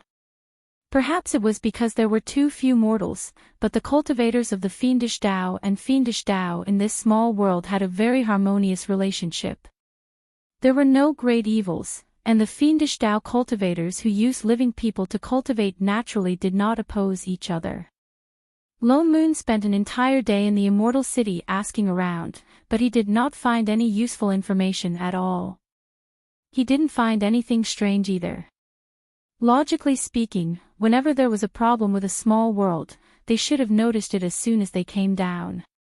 Just like in the mushroom world previously, his body was taken away the moment he entered the upper realm, and the deviant ghosts in Song Ren's world, and even the warning from the invader in the 3 azure realms. "Chef, how are things on your side?" He sat down in the tea house where they met and glanced at Yi Qing, who was pouring tea for a certain someone. "No." Yi Qing shook his head. "Master and I walked around and didn't find anything out of the ordinary." That was strange. What was the reason for the heavenly Tao to lock the realm gate on this side? This place is no different from other small worlds, but... Yi Qing seemed to have thought of something. Just as he was about to speak, there was a commotion downstairs. Something seemed to have happened? There were even a few exclamations of surprise. The two of them exchanged a look. In the next moment, they saw the innkeeper bringing a few cultivators up. They were all wearing the same white school uniform with flame patterns embroidered on their sleeves. Lone Moon took a look and realized that these people's cultivation levels were not low. The lowest cultivation level was at the golden core level. The middle-aged man in the middle was even a half-step soul formation cultivator. He couldn't help but be a little surprised. Was the standard of education in this world so high? They seemed to be looking for something. They looked around the 2nd floor. In the next moment, he felt a divine perception sweeping over. He subconsciously wanted to block it back, but he resisted it. He gave Chef beside him a look and let the divine perception sweep over. Indeed, the divine perception did not stop. It directly turned to the guests at the other tables. That person searched the entire inn and seemed to find nothing out of the ordinary. His expression instantly darkened. "Uncle Master." A golden core disciple beside him called out tentatively. That person shook his head and turned to leave. His gaze swept over Lone Moon and Yi Qing. As if thinking of something, he frowned and walked over. Just now when his divine perception swept over, it naturally carried some pressure. The cultivators in this inn all revealed expressions of either fear or excitement. They just recognized that they were from divine imperial sect and did not make a sound. So Lone Moon and the others who seemed to be fine stood out a little. "Fellow Taoists, you two look unfamiliar." He stopped beside the table of 3. "May I know which sect you are from?" He glanced at the two again, but found that there was not a trace of spirit chi on them. He was instantly shocked. "You are mortals. Fellow Taoist must be joking." Lone Moon's expression darkened. He pretended to be a little angry. "Although we are itinerant cultivators without any sect, we have cultivated seriously for many years. How can we be mortals? Itinerant cultivators." He was stunned. He released his divine perception to check their cultivation levels.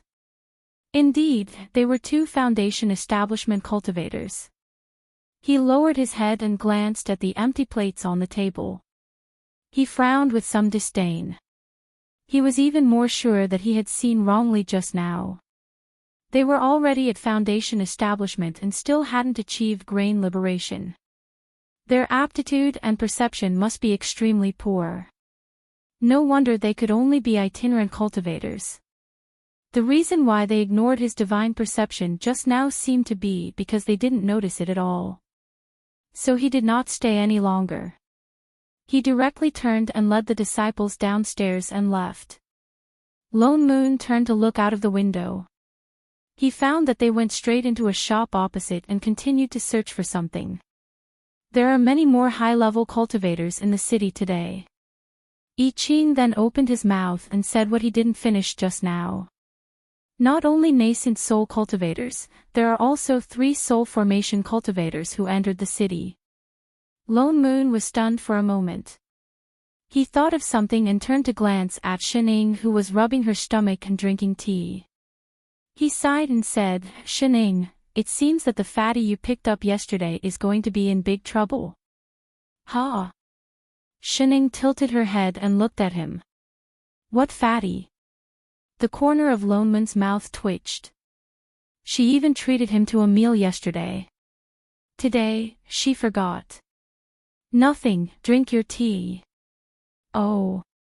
Looking at the shop opposite the street again, Lone Moon couldn't help but say casually, "I don't know what's so special about a mortal with no cultivation that he can cause such big trouble." Even nascent soul and soul formation cultivators had made a move. I Ching was stunned for a moment. He frowned and said, "Speaking of special, I did think of something." He turned his hand and a familiar-looking stack of yellow paper appeared in his hand. It was the aura-concealing talisman that Fatty had forced on him yesterday.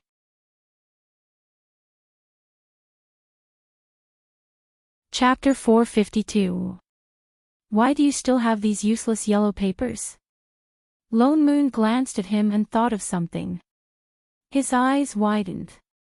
Don't tell me these talismans are really useful. Not all of them. I Ching sent a trace of spirit chi over. In a short while, the pile of talismans moved. A yellow talisman floated up and floated above his hand, faintly discernible. Holy shit, this fatty's scribbles are really useful. Lone Moon took the talisman with some surprise. Although it was extremely unstable and not a complete aura-concealing talisman, it was half the battle.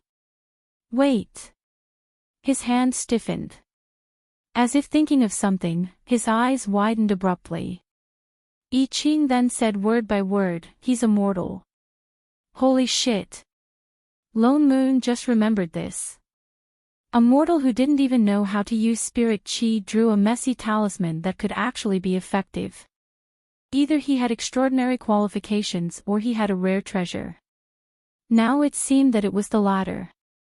He was indeed not a simple fatty. No wonder Divine Imperial Sect was so anxious to find him. Forget it, it's none of our business. Lone Moon was not interested in these. He had seen too many cases of cultivators fighting for qualifications. Such things happened all the time in the 3,000 worlds. Besides, all causes and effects were recorded by the heavenly Tao. No matter good or evil, they had to be repaid. It was not good for them to interfere. Let's go back to the inn first. Tomorrow, we'll go to other immortal cities to ask around. Lone Moon thought that he would never see that fatty again. After all, he was just a mortal. No matter how well he hid, he probably couldn't escape the search of a few soul formation cultivators. If he didn't suddenly climb onto the roof beam of his house and shake the whole house until it creaked.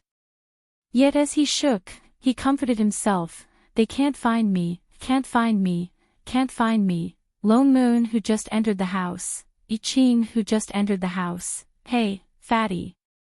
Shining raised her head and greeted the person above her. "Have you eaten?" A certain huge hunk that was lying on the roof beam trembled violently. In the next moment, there was a loud crack.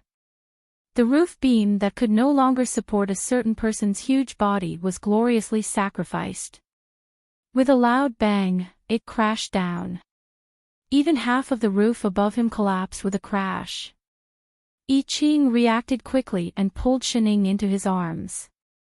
He took a few steps back and hid in a safe area. Lone Moon also stood to one side. For a moment, the entire room was filled with dust. Lone Moon used a wind spell to disperse the dust in the room, revealing the mess on the ground and Fatty who was buried in the bricks. He seemed to be a little dizzy from the impact. He shook his head before looking at the person in front of him. Shen. Miss Shen. He was stunned for a moment and struggled to get up. Why are you? Before he could finish speaking, the sound of large footsteps came from not far away. It seemed that the commotion here had attracted the attention of others, and there were even some faint probing auras. What happened? Lone Moon turned to the side and looked out of the room. He saw the innkeeper leading a group of people who were dressed exactly like the cultivators in white they saw in the restaurant just now. They were hurrying towards them. The fatty, who had just crawled up, had his face drained of blood in an instant, becoming as pale as snow. His body, which weighed a few hundred kilograms, trembled even more violently. His eyes, which had been squeezed out by his fat, were now wide open, filled with terror. Shining took a bite of her fruit and walked directly to Lone Moon's side. She looked out with him, but happened to be blocking Fatty's way. What happened?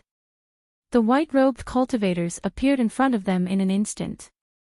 They looked at Lone Moon suspiciously, skipped over Shining and Fatty, and looked at I Ching again. Their divine perception swept across the house more than 10 times, and after a while, they retracted their divine perception without finding anything. Why did this house suddenly collapse? Lone Moon glanced at a certain person who was nibbling on a fruit at the side. Something flashed across his eyes. What happened? I wanted to ask what happened. He turned to look at the innkeeper who followed behind him. He pointed to the room and asked angrily, "Innkeeper. This is your superior room. Fortunately, we didn't stay inside during the day. Otherwise, who knows what would have happened? Don't tell me you guys are a scammer." No. Fellow Daoist, you've misunderstood. The innkeeper walked forward with a look of panic. He hurriedly apologized, "I'm sorry. We didn't think that this room would collapse. Why don't I get you another superior room? Just get another room." Lone Moon laughed coldly. His expression was unforgiving. Who would dare to stay in this room of yours? What if it collapses again? Then, how about I waive your rent for these few days? Lone Moon raised his eyebrows. His expression softened a little. There are 3 of us. Waive all 3, waive all of them, the innkeeper hurriedly added. That's more like it. The group of cultivators in white frowned, as if they couldn't stand Lone Moon's behavior. The cultivator who asked the question just now directly said, "All right, it's good that nothing happened." "Oh yes, did you see anyone else just now?" "Who?" Lone Moon asked. The cultivator seemed to want to say something. After a while, he held back and said, "Forget it." He scanned the room again. He still didn't find anything. He turned and left with the cultivators in white. The innkeeper stayed behind and politely led them to another undamaged room. Fatty followed behind Shining with a confused look on his face. His body was almost as big as 2 Shinying's, but the shop owner in front of him did not seem to notice that there was an extra person behind them. He did not even look at Fatty from start to finish. No, he didn't even look at Fatty and Lady Shin. "Have a good rest. I won't disturb you any further." The innkeeper smiled at them. Then, he turned and walked away. 2. Fatty was stunned. He looked back and forth at them. Suddenly, he seemed to have understood something. His eyes brightened. He turned to look at Shining. Lady Shin, did you use an invisibility talisman on me? Only an invisibility talisman could make one completely invisible. No. Shining answered honestly. Then. Were those people blind? Invisibility talisman. Lone Moon laughed. Her entire body is an invisibility talisman. The kind that radiates. Shining, Huizhe, though he didn't understand, it sounded impressive. Huizhe looked at Shining again. He hurriedly cupped his fists at them. Thank you for your help. Huizhe will always remember it. I will definitely repay you in the future. No need. Lone Moon waved his hand nonchalantly.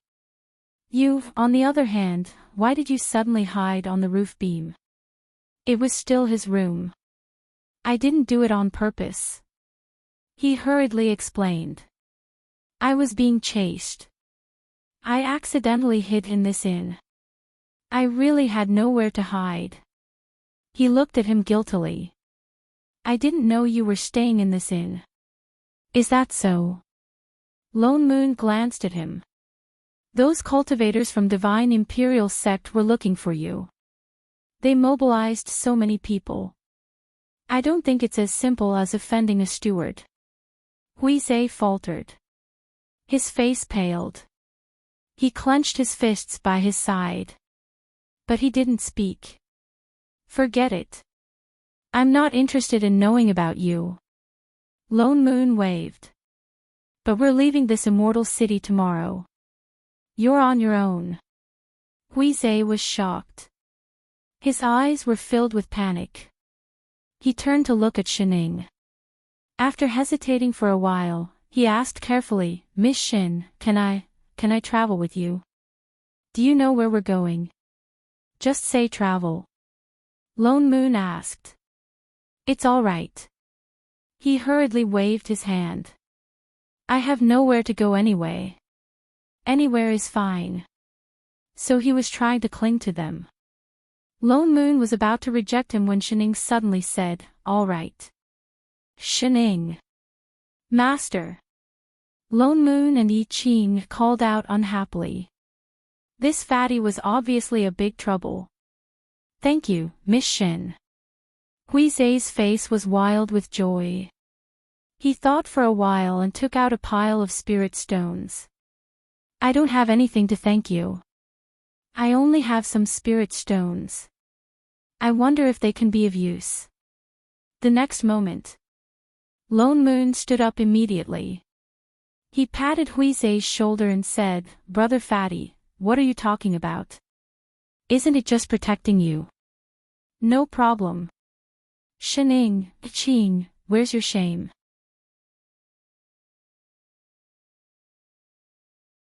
Chapter 453. Huizhe didn't expect that he could actually get out of the city safely, and in front of the two soul formation cultivators, swaggering out of the city. The group of Divine Imperial Sect disciples at the city gates completely ignored him, as if collectively blind. He just followed behind Shining, all the way out of the city gates. At first, he thought that it was because he was so focused on escaping that he didn't have time to clean up his disguise these few days, so she didn't recognize him. But after leaving the city, he couldn't help but look at himself by the river, only to realize that although he was dirty and messy, it wasn't to the extent of changing his appearance. Besides, cultivators didn't just recognize people by their appearance, more importantly, their aura. But things were just so miraculous, yet no one recognized him. He couldn't help but look at Shining, who was nibbling on a fruit at the side, and then thought of the situation at the inn yesterday, and belatedly understood something. Miss Shin must have done something for him to be able to leave the city safely. He didn't expect that she was just a mortal, but had such means, and was so kind, helping silently without asking for anything in return, so different from the other coquettish bitches. Huizhe was very touched, his eyes shining like a searchlight as he looked at Shining. A certain chef who was peeling a fruit at the side, couldn't help but use force in his hand, and with a crack, the fruit knife made of black iron was directly broken into two halves. Cold air was released from all over his body towards Fatty, and the surrounding temperature dropped sharply. He knew it, this was also a little bitch who came to steal his master. *K. He directly took a step forward and stood between the two, forcibly cutting off a certain person's fiery gaze, and handed the peeled fruit in his hand to Shining. Shining was stunned. She looked at Chef, who suddenly squeezed over, took the fruit, and turned to look behind him, at Fatty, who was too big to block at all. Something flashed in her eyes, and suddenly asked in a light tone, "Fatty, are you hungry?" "Ha!" Huizhe was stunned for a moment, not hungry. Just as he was about to answer, Shining had already turned and looked seriously at Lone Moon beside her, saying, "Father Nyo, Fatty is hungry, why don't we stop for a while and eat lunch first?" "Eat your sister." Lone Moon glared at her. "Are you sure it's me who is hungry, not you who wants to eat?" "That's enough. We just had breakfast an hour ago. Now, Father Nyo." Before he could finish, Shining added, "He's the boss. I really want to kick this guy down, what should I do? Are you here for work, or are you here for a vacation?" The corner of Lone Moon's mouth twitched. He looked at the sky, but still conjured a spell and controlled the Dharma artifact to fly down and stop by a river. "Let's rest for a while, we'll continue on our way." With that said, he glared at Chef as if warning him. "Only rest, no cooking." I Ching, who was just about to take out the kitchen utensils, paused. He looked at his master, whose face fell instantly. While Father Nyo was not looking, he hurriedly took out a few bags of snacks and silently stuffed them into the storage bag beside Shining. These were all snacks that he had secretly stocked up on the streets for master behind a certain parent's back. Before Father Nyo found out, he had quickly smuggled them away. The latter's eyes lit up, and she gave him a thumbs up, silently giving him a thumbs up. Huizhe, who had seen the whole process, why did he suddenly feel that Miss Shin's life was not easy? Winky Face Lone Moon went to the river to get some clean water. After some thought, he conjured a fire elemental spell to boil the water, and then cooled it to warm water. Only then did he walk back with 2 water bottles and pass the warm water to Shining. "Here. Cold water can cause diarrhea." He passed the other bottle to Chef to keep for cooking. After all, the water conjured by spells was not as good as natural water. After doing all this, Lone Moon finally had the time to look at Fatty, who still looked a little lost. "Brother Fatty." He smiled brightly at him, his entire body was clearly exuding a gentle aura. Yet Huizhe shivered for no reason. He faintly had the illusion that his spirit stones were flowing into Fatty's pocket. "Now that we've already left the immortal city, I wonder what plans Brother Fatty has from now on?" Lone Moon asked. "Is there a place you want to go? We can escort you there." Huizhe was stunned, the confusion on his face deepened. He wanted to say that he had nowhere to go, and that it didn't matter where he went. But he understood that he couldn't keep following them. After all, they were not related at all. Even Lady Shin and he had only met once. They had taken the risk to bring him out of danger twice, and that was already very good. Besides, he still had people behind him. He couldn't keep dragging them down. He thought about it, and after a while, he gritted his teeth and said, "I heard that in the southernmost region, there's a dense forest that is rarely visited. It's so deep that no one knows where to go, and very few cultivators step into it. I'm sure the scenery inside must be very spectacular." His expression changed, but he squeezed out a silly smile. "I've always wanted to go and take a look. I wonder if the 3 of you can send me there." "The southernmost region, yes."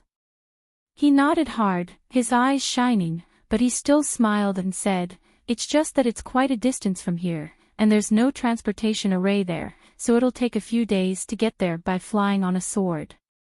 Are you sure you want to go to that kind of place? Lone Moon frowned, and looked at him with some surprise. Do you know what kind of places are the dense forests that are rarely visited by people, and that even cultivators don't go to? His expression stiffened, but he didn't answer. Lone Moon continued. Such places are all places where high-level demon beasts run wild, or where demonic chi wreaks havoc, places where death is almost certain. Are you sure you want us to send you to such a place to seek death? Huizei's face instantly turned pale, without a trace of blood. Do you believe that such a big piece of fat meat like you, once you enter that forest, not even a piece of dregs will be left? His figure stiffened even more, and he took a few deep breaths. After a while, the corners of his mouth twitched, and he continued to laugh. Ha ha ha. Fellow Daoist, don't scare me, I'll be careful. And I have aura-concealing talismans. With that said, he continued to take out those messy talismans, and said in a feigned relaxed manner, "It'll be fine." Afraid that he wouldn't believe him, he thought about it, and hurriedly added, "Don't worry about being implicated by me, just send me near the southern region, no need to go deep, really." Lone Moon fell silent, and looked at the fatty who was smiling so ingratiatingly in front of him, and was instantly filled with irritation. He squeezed the fan in his hand, and after a while, he cursed under his breath. Shit! He clearly had no intention of caring about this fatty's lousy matters. He scanned him from head to toe. So, what exactly did you take from Divine Imperial Sect? Why did you have to hide in that kind of place? Fatty was stunned. WH, we brought you out of the city to save you. Lone Moon sighed, forget it, it was just a waste of time. Now that you've been saved, there's naturally no reason to send you to your death. Why don't you tell us exactly what happened? On account of those spirit stones last night, maybe we can help you.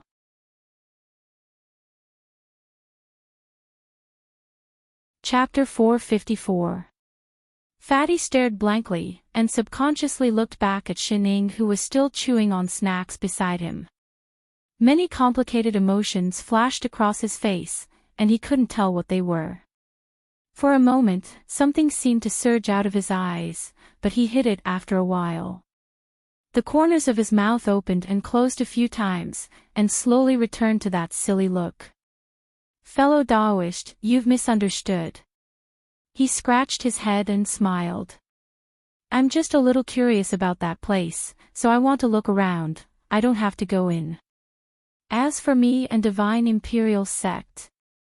He thought for a moment, and suddenly reached out and took out a white pearl from under his belly. It was the one used to light up the cave. I did take one of their treasures, it's this vein pearl. Vein pearl. Lone Moon was shocked. Holy shit, this fatty was quite bold. What? Shining turned to look at Chef. A Dharma artifact that seals the entire spirit vein, I Ching explained softly. If this pearl is buried underground, it will only take a few years to form a spirit vein. Oh, did Fatty take away his spirit vein? In that case, it was normal for Divine Imperial Sect to chase after him so relentlessly. It's not just to form a spirit vein, Fatty continued. This pearl has other uses. With that said, he shook the pearl hard, causing all the fat on his body to tremble. The pearl also became brighter and brighter, and in a short while, balls of white light were shaken off and fell to the ground with a tinkling sound. Looking closely, there were a few more pieces of crystal-clear transparent stones on the ground. Holy shit! Spirit stones. This was not just a spirit vein, this was practically a spirit stone mine. Huizei kept the few spirit stones on the ground, and handed them over together with the pearl in his hand. As long as you send me to the southern land, I'll give you this vein pearl as a reward, how about that? Lone Moon. He suddenly felt like he was stabbed by a certain person's good character of treating money like dirt. In the next moment, two familiar gazes turned around and fixed on Father Nyo. "What are you looking at me for?" Lone Moon glared back reflexively. "Am I such a money-minded person?" "Yes." Asterisk 2 replies instantly. "Shit. Which side are you two on?" The corner of Lone Moon's mouth twitched. He resisted the urge to beat the two of them up. Had these two rascals forgotten who was the one who paid for their living expenses? He took 2 deep breaths, but didn't take the vein pearl from the fatty's hand. Instead, he snorted. "No, I don't need it." He just liked to make money, not to print money. Why would he need a money printing machine? Moreover, there were so many spirit veins in the world. With his ability, it was easy for him to recycle a few spirit veins and make them into vein pearls. Why would he care about these? Things like spirit stones were only interesting if they were taken from the hands of others. Only those that were circulated could be called currency. But Fatty was a little anxious. He rubbed his stomach as if he was thinking about what else he had. "I don't have anything else." Could it be that he could only? "I said you don't need to. If you insist on going to the southern region, we won't stop you." His expression darkened. He guessed that the disciples of Divine Imperial Sect were chasing him not just for this vein pearl. Otherwise, he wouldn't have given it away so easily. But since he didn't want to talk about it, there was no need for him to continue asking. He directly threw out the fan in his hand, which turned into a Dharma artifact. He carried the person and flew up. "I've rested enough. Let's go." The few of them then adjusted their direction and flew all the way to the south. Fatty said that the terrain in the south was complicated and the spirit chi was thin. Few immortal cultivation sects would build their sects here, so there would be much fewer cultivators. Lone Moon originally thought that there would be fewer and fewer people chasing Fatty. But the strange thing was that the number of Divine Imperial Sect disciples they saw along the way increased instead of decreasing. Basically, there would be checkpoints dozens of miles away, and each checkpoint had an image recording stone with Fatty's image. Anyone who passed by would confirm it one by one. Their goal was very obvious: to catch Fatty. Lone Moon could even clearly sense the aura of high-level cultivators nearby. There were not only nascent soul cultivators, but also soul formation cultivators and even traveling immortals. There were quite a lot of people, and divine senses were searching everywhere from time to time. Lone Moon looked at Fatty's eyes more and more puzzled. He was immortal. Did he blow up their lair or steal their Tao partner? Did they need to mobilize so many capable people to stop him? There's an array barrier set up in front, blocking the way. I Ching stopped in the air on his sword and pointed to the front. Lone Moon frowned and could only stop. Are there so many Divine Imperial Sect disciples? They didn't fly directly towards the south. Instead, because of Shening who had no sense of direction and because of Chef's love brain outbreak, they even took a few detours. But for some reason, they could meet those Divine Imperial Sect disciples everywhere. Although they didn't notice Fatty due to Shen Ying's presence, the other party seemed to be able to predict the future and could guess their direction every time. Wait! Lone Moon suddenly thought of something and turned to look at Fatty beside him. "Fatty, that vein bead from last time, have you been carrying it with you all the time?" "Yes." Huizhe nodded. "If they didn't want it, he kept it." "Let me see." "Oh." Fatty directly took out the bead and handed it over without any wariness. Lone Moon took it and released his divine perception to explore it.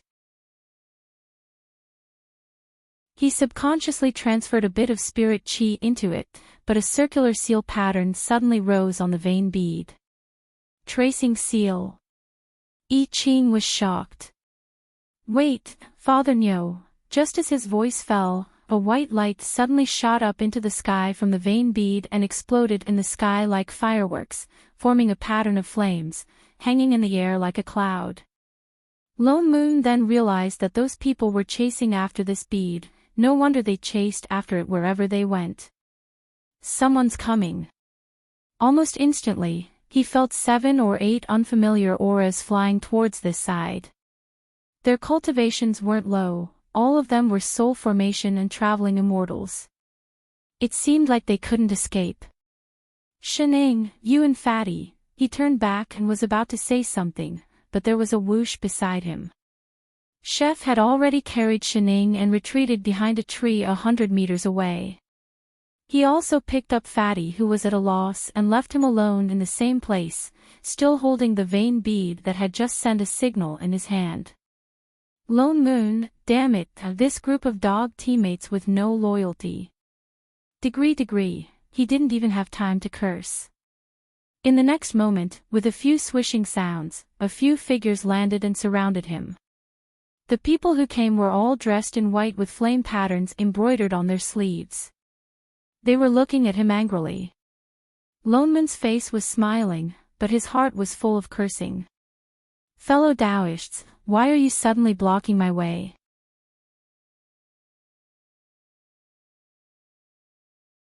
Chapter 455. All the cultivators' expressions were cold.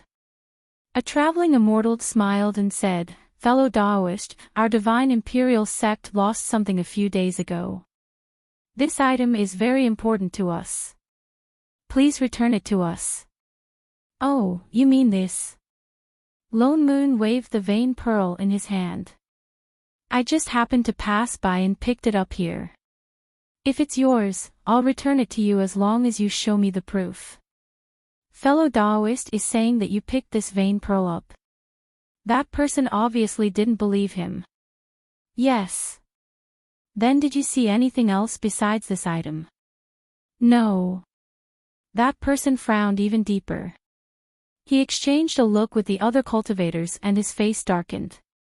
In an instant, 7 or 8 soul formation and traveling immortal auras pressed towards Lone Moon with shocking murderous intent.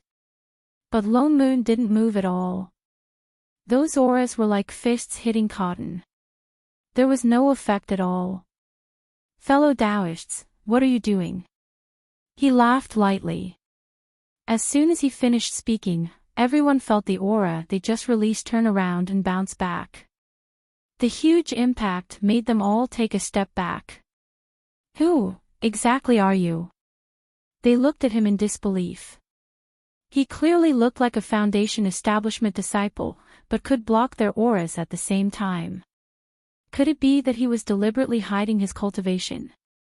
Everyone's heart sank. To be able to hide his cultivation in front of them, he seemed to be a traveling immortal too. However, none of the people here recognized this person. I said, I'm just a passerby passing by. Are you messing with us?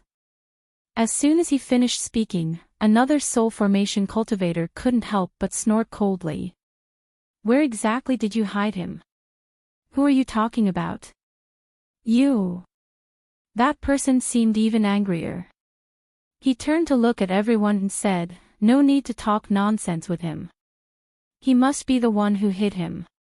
Things are urgent. There are only 7 days left. Let's take him down first. With that said, they all summoned their Dharma artifacts. It looked like a big battle was inevitable. Yet the protagonists were not in a hurry. A certain master and disciple even sat down and watched calmly as Father Nyo acted cool. Huizhe was anxious to death. His whole body tensed up as he looked at the people in front of him. Aren't we going over to help? No hurry. Sheneng shook her head. Don't look down on Father Nyo. He could beat them until they went bankrupt. He wouldn't even leave them with their underwear. But Fatty was still uneasy. He hated himself for not having any cultivation.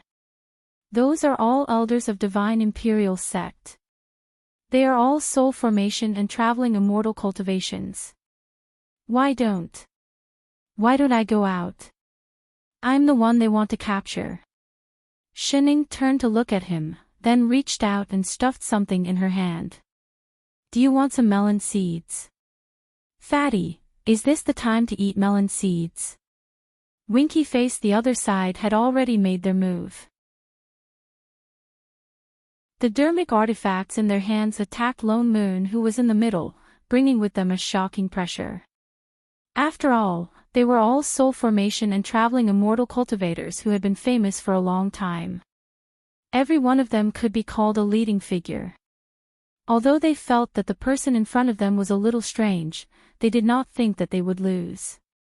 He was about to be killed by everyone's spells. Suddenly, a golden light lit up beneath Lone Moon's feet. An array that no one had seen before appeared around him. Everyone felt their bodies stiffen. There was a shocking energy sweeping towards them. The dermic artifacts that were originally attacking the other side seemed to be frozen by something. They stopped at the edge of the array.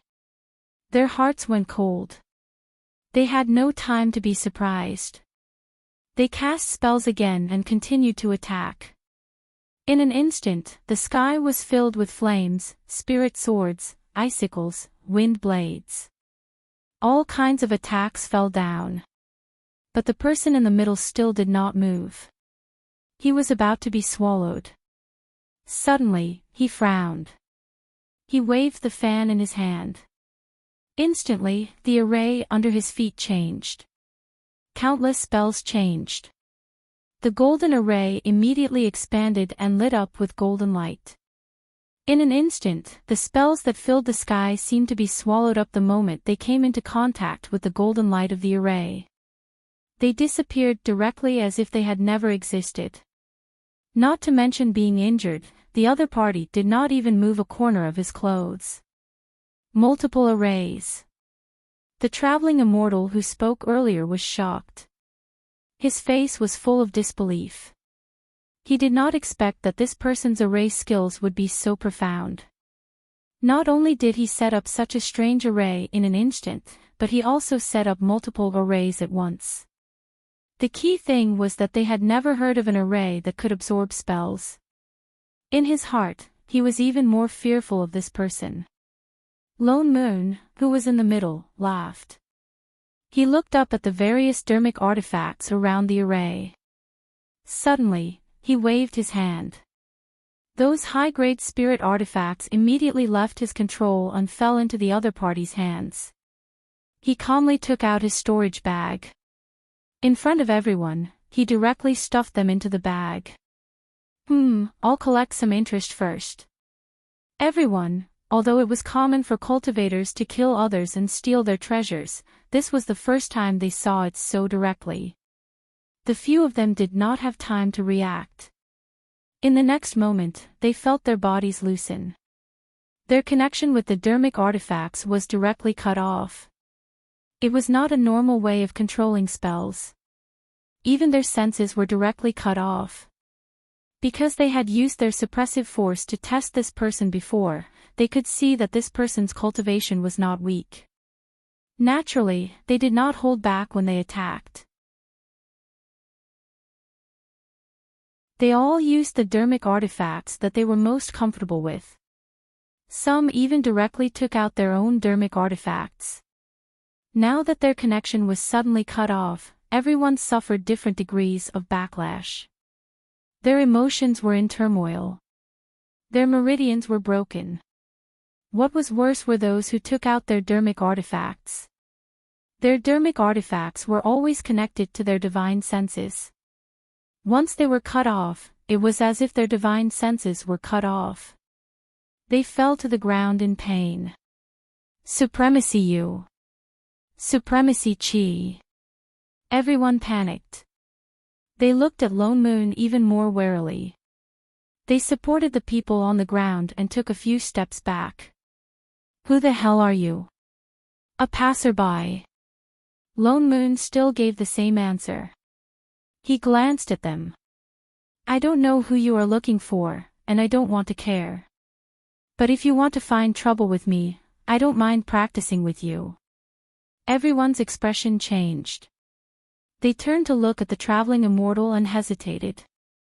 Was it really not him? Everyone, don't listen to him. An injured soul formation cultivator snorted coldly. He looked at him with even more anger. I might not have been sure just now, but with his cultivation, I am sure that he was the one who took the people. Otherwise, why couldn't we find them for so many days? How could the meridian bead be in his hands? With that said, he looked at everyone meaningfully. Everyone was stunned. They reacted one after another and stared at Lone Moon. The traveling immortal in the middle had a cold expression. He took a step forward and said disapprovingly, "Fellow Daoist, your cultivation is profound. You have already reached the half-step true immortal realm. But there is always someone better out there. This sacred arrival realm is not a place where you can mess around." His expression darkened. We are only looking for the people. Since you are not willing to hand them over, then don't blame us for not showing mercy. With that said, he directly conjured a seal. Suddenly, the spirit chi in his body surged. A white light flew out from his body. In an instant, a Dharma artifact stopped above Lone Moon's head. The people behind him also conjured spells at the same time. A large amount of spirit chi went towards that Dharma artifact. It opened slowly. It was actually a big green umbrella. It was surrounded by white light. For a moment, a pressure stronger than before swept across a radius of several miles. Lone Moon frowned and looked up at that umbrella. This is...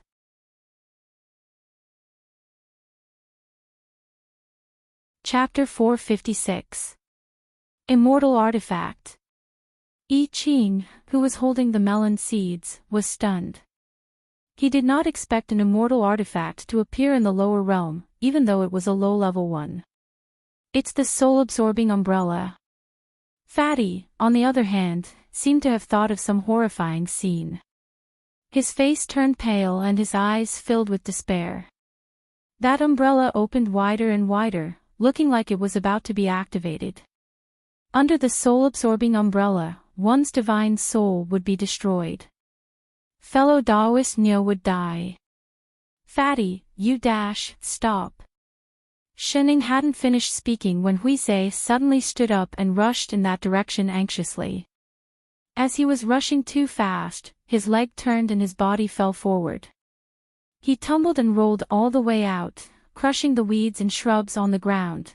Perhaps it was because his entrance was too special, but everyone present was stunned. They watched as a meatball rolled over to them. Stop! Stop! Fatty did not even have time to get up, but hurriedly shouted at the people who were intercepting him. His face was full of scratches, and his eyes were still filled with fear. He quickly got up as he panted and stood in front of Lone Moon. Elders, you've misunderstood. He did not do anything to me. I ran out on my own. Everyone was stunned. They looked at each other for a while and exchanged a few looks. After a while, they suddenly cupped their fists and bowed in Fatty's direction. Greetings, Sect Master. Lone Moon, Iching, Shining, what? Did he hear wrongly just now? Sect Master. Fatty. Fatty did not care about all this. Instead, he looked worriedly at the half-opened umbrella above his head and hurriedly looked at the leading traveling immortal. Elder Jean, this fellow Daoist is just an itinerant cultivator I met these few days. We just happened to go to the southern land together. He did not capture me, so he is not a bad person. You've better keep this soul-absorbing umbrella first. Elder Jean frowned. A trace of hesitation flashed across his eyes. After a while, he still cupped his fists and replied, Since Sect Master says it's a misunderstanding, we will naturally obey. With that said, he raised his hand and conjured a seal, keeping the immortal artifact. Fatty heaved a sigh of relief and turned back to look at Lone Moon. Still smiling foolishly, he said, Sorry fellow Daoist, I've caused you trouble. They're here to take me back. This is all a misunderstanding. You're the sect master. Lone Moon scanned him from head to toe. He was actually the sect master of a sect. Was he from the blind sect? He. He laughed even more awkwardly. He scratched his head and said, I'm sorry for hiding it from you all. I just wanted to come out and take a look, but I didn't want to be controlled by them. That's why I lied to you that I offended Divine Imperial Sect and hid from them all the way. Please don't take offense, fellow Daoist. Sect leader went out alone. We were very worried. The traveling immortal with the surname Jean stepped forward and said disapprovingly, this world is full of dangers and people's hearts are unpredictable. Sect master's status is different. Next time, don't take such risks and leave without permission. With that said, he looked at Lone Moon meaningfully. I just want to relax. Fatty's face fell and he looked reluctant. I've been in the sect for more than 10 years. It's too boring. If sect master wants to relax, you can send us to accompany you. It's too dangerous to be alone. I know. Fatty waved his hand impatiently. I won't leave next time. Traveling immortal Jean frowned and continued, time is pressing now. 7 days later is the day of the sect's grand ceremony. Sect master, please follow us back to the sect to preside over the overall situation. Fatty's body stiffened for a moment. Perhaps it was an illusion, but his face seemed to turn paler. After a while, he nodded slowly and said, I understand. With that said, he turned to look at Lone Moon behind him and said with some guilt that, fellow Daoist Nyo, I've troubled you these days. Let's bid farewell here. Who's your fellow Daoist Nyo? Lone Moon looked at the people present and his eyes darkened. You're going back with them? Yes. He smiled even more brightly. Something happened in the sect. Otherwise, they wouldn't be so anxious to find me. Naturally, I have to rush back. Let's meet again if fate allows it. Lone Moon nodded. He tossed the vein bead in his hand and stuffed it back into his hand. Then, we'll meet again. Fatty wanted to give the bead to him, but thinking of his look of disdain, he could only take it back. He subconsciously looked towards the forest at the side. Halfway through, he stopped himself and turned to walk towards those cultivators without saying a word.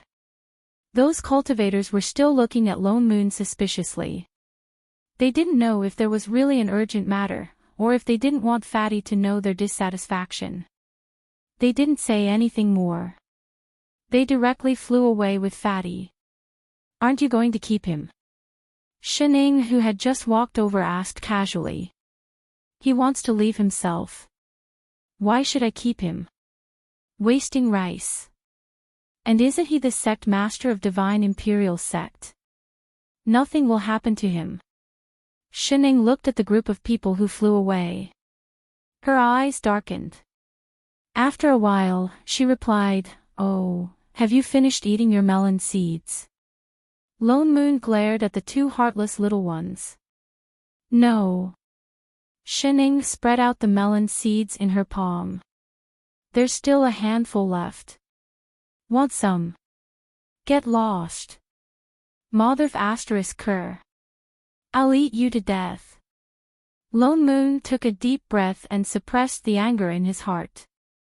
Then, he flew up on his sword. Let's go. To where? Choose the biggest immortal city to settle down. Huh? Why?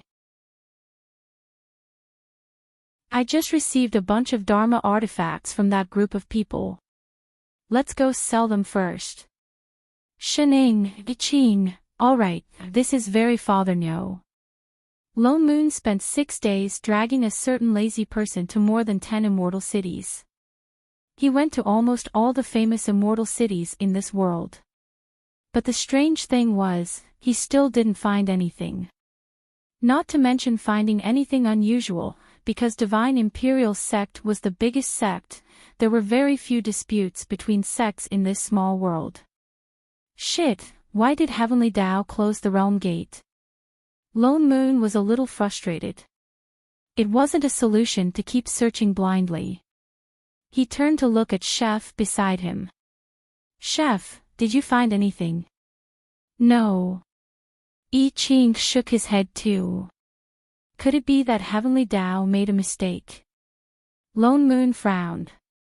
Something like a program gone wrong. Otherwise, closing the realm gate for no reason, who knows what went wrong? I know. Shining suddenly spoke. What? The two of them were shocked and turned to look at Shining. Shining explained in a low voice, although the nomological power doesn't have intelligence, it has the inertia of warning. In other words, it will tell us the main cause of the matter. How did it tell us? How did it tell us? Lone Moon looked confused. Shining tilted her head. Didn't I tell you?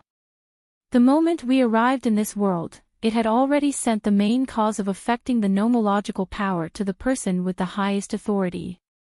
The highest authority. Shining. In other words, the main cause was Fatty. 2-inch. That's why I asked you to bring him along. Shining took a bite of the fruit. Lone Moon, Ching, he was suddenly very worried about the future of this plane. Such an important matter, why didn't you say it earlier? A degree.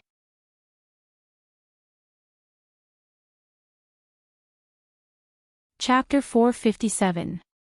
Lone Moon didn't understand how a mortal like Fatty had anything to do with the nomological power, and could even force the Heavenly Tao to close the realm gate. But now, they had to quickly find the person and study him. Fortunately, they knew the location of the other party.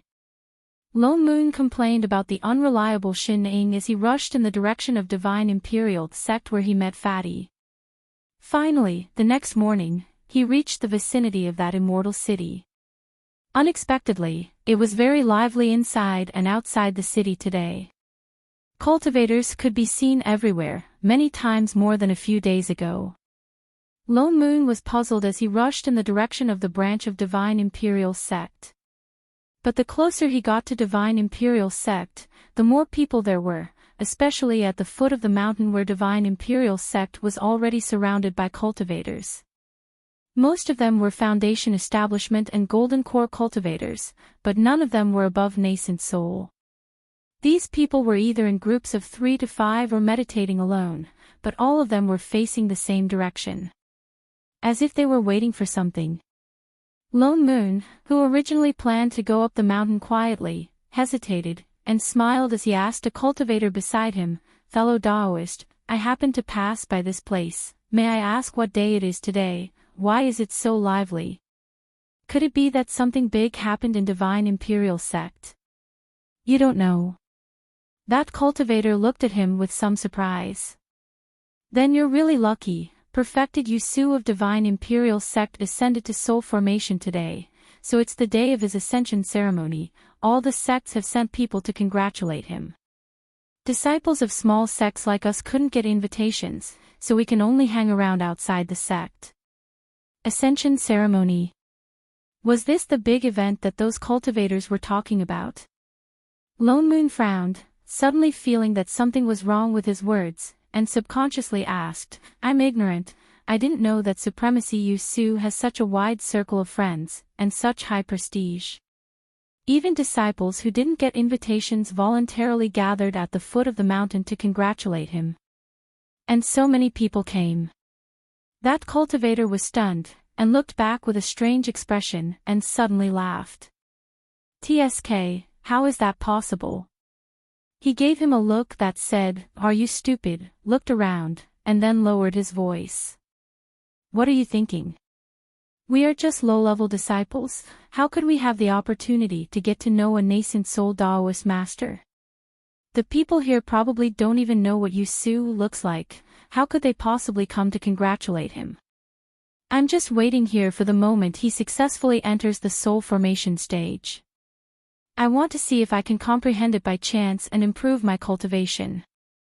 Lone Moon paused. You mean he hasn't passed the tribulation yet? Then why would he need to hold an ascension ceremony? What if he was struck to death? The higher the rank, the higher the mortality rate. Additionally, should he fail, the nearby cultivators would be easily implicated.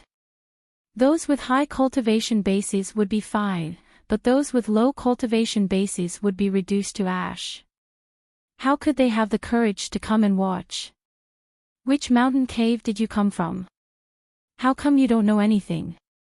The cultivator was a little annoyed by the questions and looked at him as if he was looking at a country bumpkin. Didn't you hear that person's surname is you?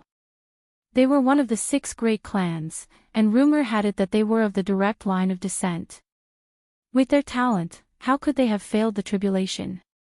Just wait patiently, it's about to begin.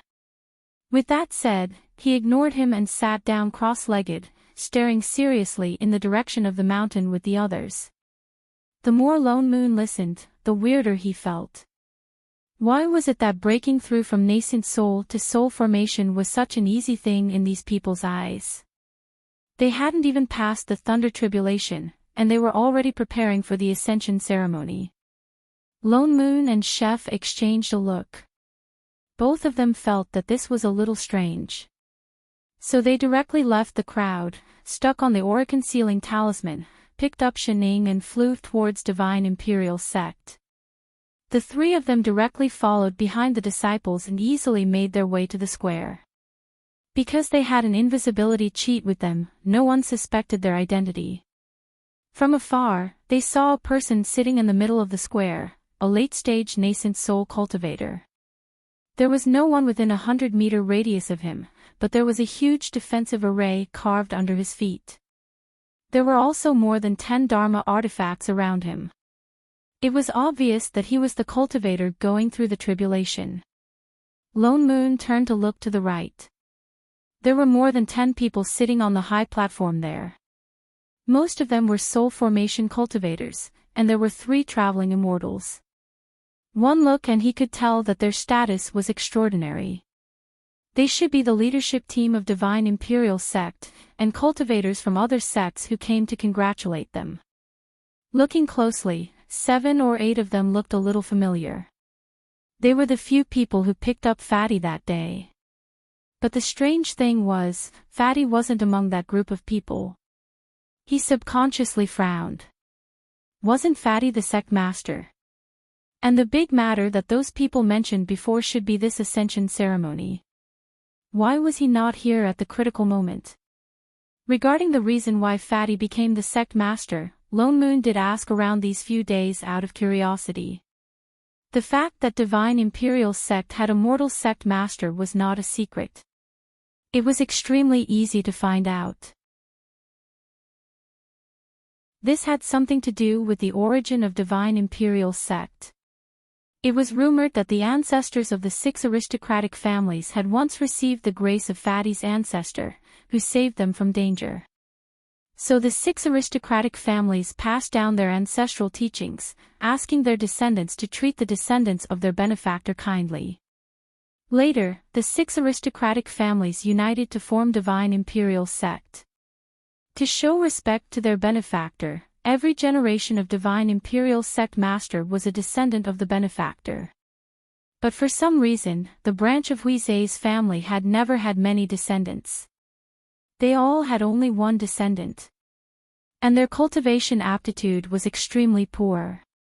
Not to mention nascent soul or soul formation, even if the entire sect used up all their power, they couldn't make a golden core cultivator out of them.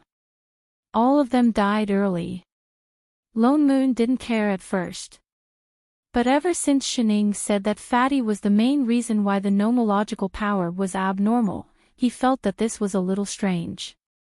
Maybe it had something to do with that legendary poor aptitude and the bloodline that could only be passed down to one person. So they had to find Fatty as soon as possible. Looking around carefully again, and after confirming that Fatty wasn't among them, he directly activated his ability and released his divine perception, wanting to directly detect Fatty's location. But the sky suddenly darkened. Large thunderclouds gathered in the sky. Faint sounds of thunder could be heard, and white flashes of light surged between the clouds. The lightning tribulation has begun. I Ching reminded. Lone Moon could only retract his hand. The spirit chi of the lightning tribulation would affect his detection spells. He could only wait for the lightning to finish. The thunderclouds above did not brew for long.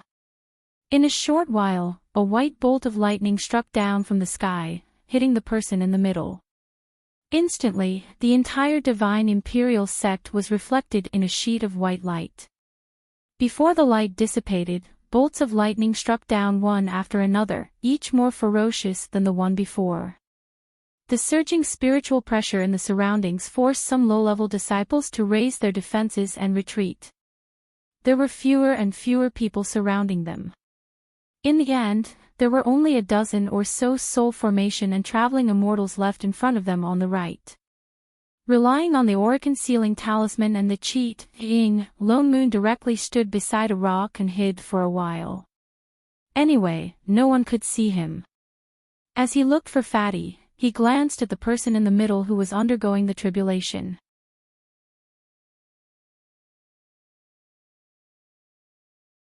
Chapter 458. The person who was going through the tribulation seemed to be in great pain. After less than 20 bolts of lightning, his skin and flesh were already torn. Even the Dharma artifacts around him were used up. He couldn't even maintain his spirit chi to resist the heavenly lightning. Lone Moon was a little annoyed. What happened to being stable? From the looks of it, if he had no other way, he probably wouldn't be able to survive more than 10 bolts of lightning. He would be smashed into pieces. Indeed, after less than 5 bolts of lightning, he couldn't hold on anymore. He fell to the ground. The spirit chi on his body began to dissipate. The nascent soul in his body was also showing signs of dissipating. Another bolt of lightning fell from the sky, about to completely destroy his nascent soul. Suddenly, the ground lit up with red light. The array under his feet was activated instantly.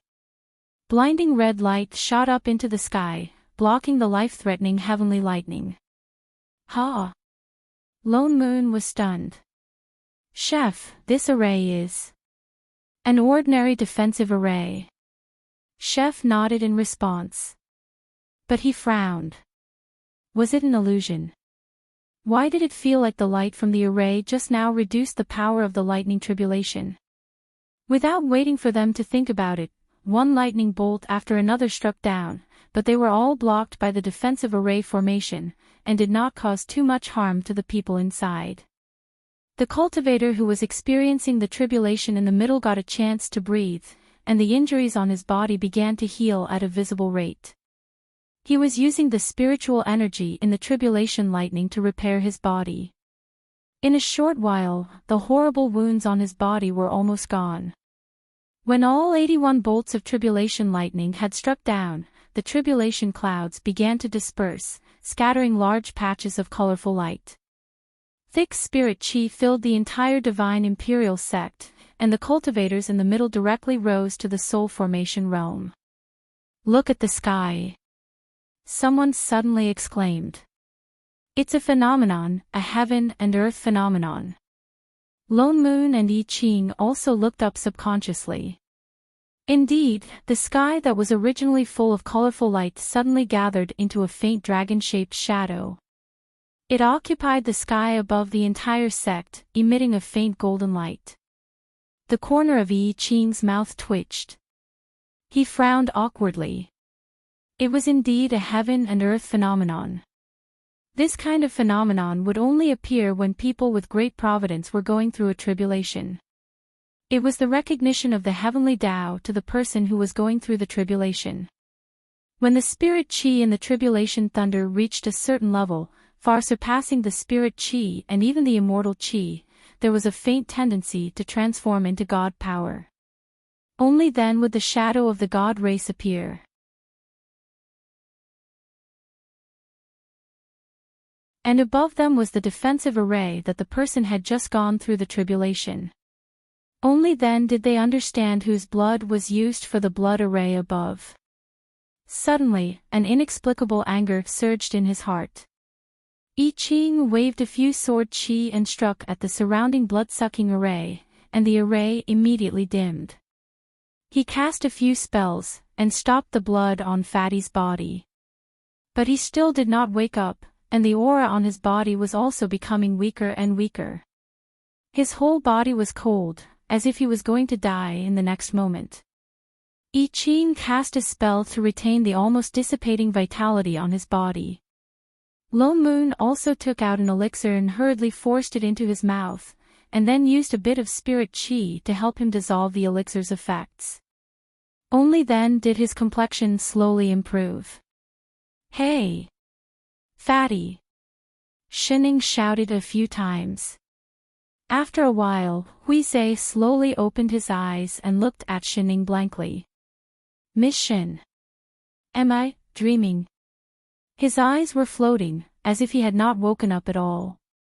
"Am I already dead? But how can I see, or?" He was shocked, and his eyes, which were squeezed especially small by his fat, widened in an instant. The next moment, tears flowed down like beans. "You? How did you die too?" With that said, he did not know where he got the strength from, but he hugged Shining and started crying loudly. "Whoa! Miss Shen, how did you die too? Did I implicate you? Don't die. I don't want to die. How did you die? Whoa! Can you come back to life?" Lone Moon, Xiao, Shining, I Ching clenched his fist, and a series of cracking sounds could be heard. He could not help but directly grab a certain person's collar with one hand, like tearing off dog skin plaster. He tore the person from Shen Ying's body and threw him towards Father Niu. He turned around and hugged his master like a baby. "Get lost. Little bitch. Do you want to die again? I don't mind sending you on your way." Fatty was frozen by his cold gaze. He looked blankly at Lone Moon who was supporting him, then at I Ching, and finally at Shining. "Fellow Daoist Niu. Lone Moon, fellow Daoist chef. I Ching, where the hell did you come up with these two names, hey?"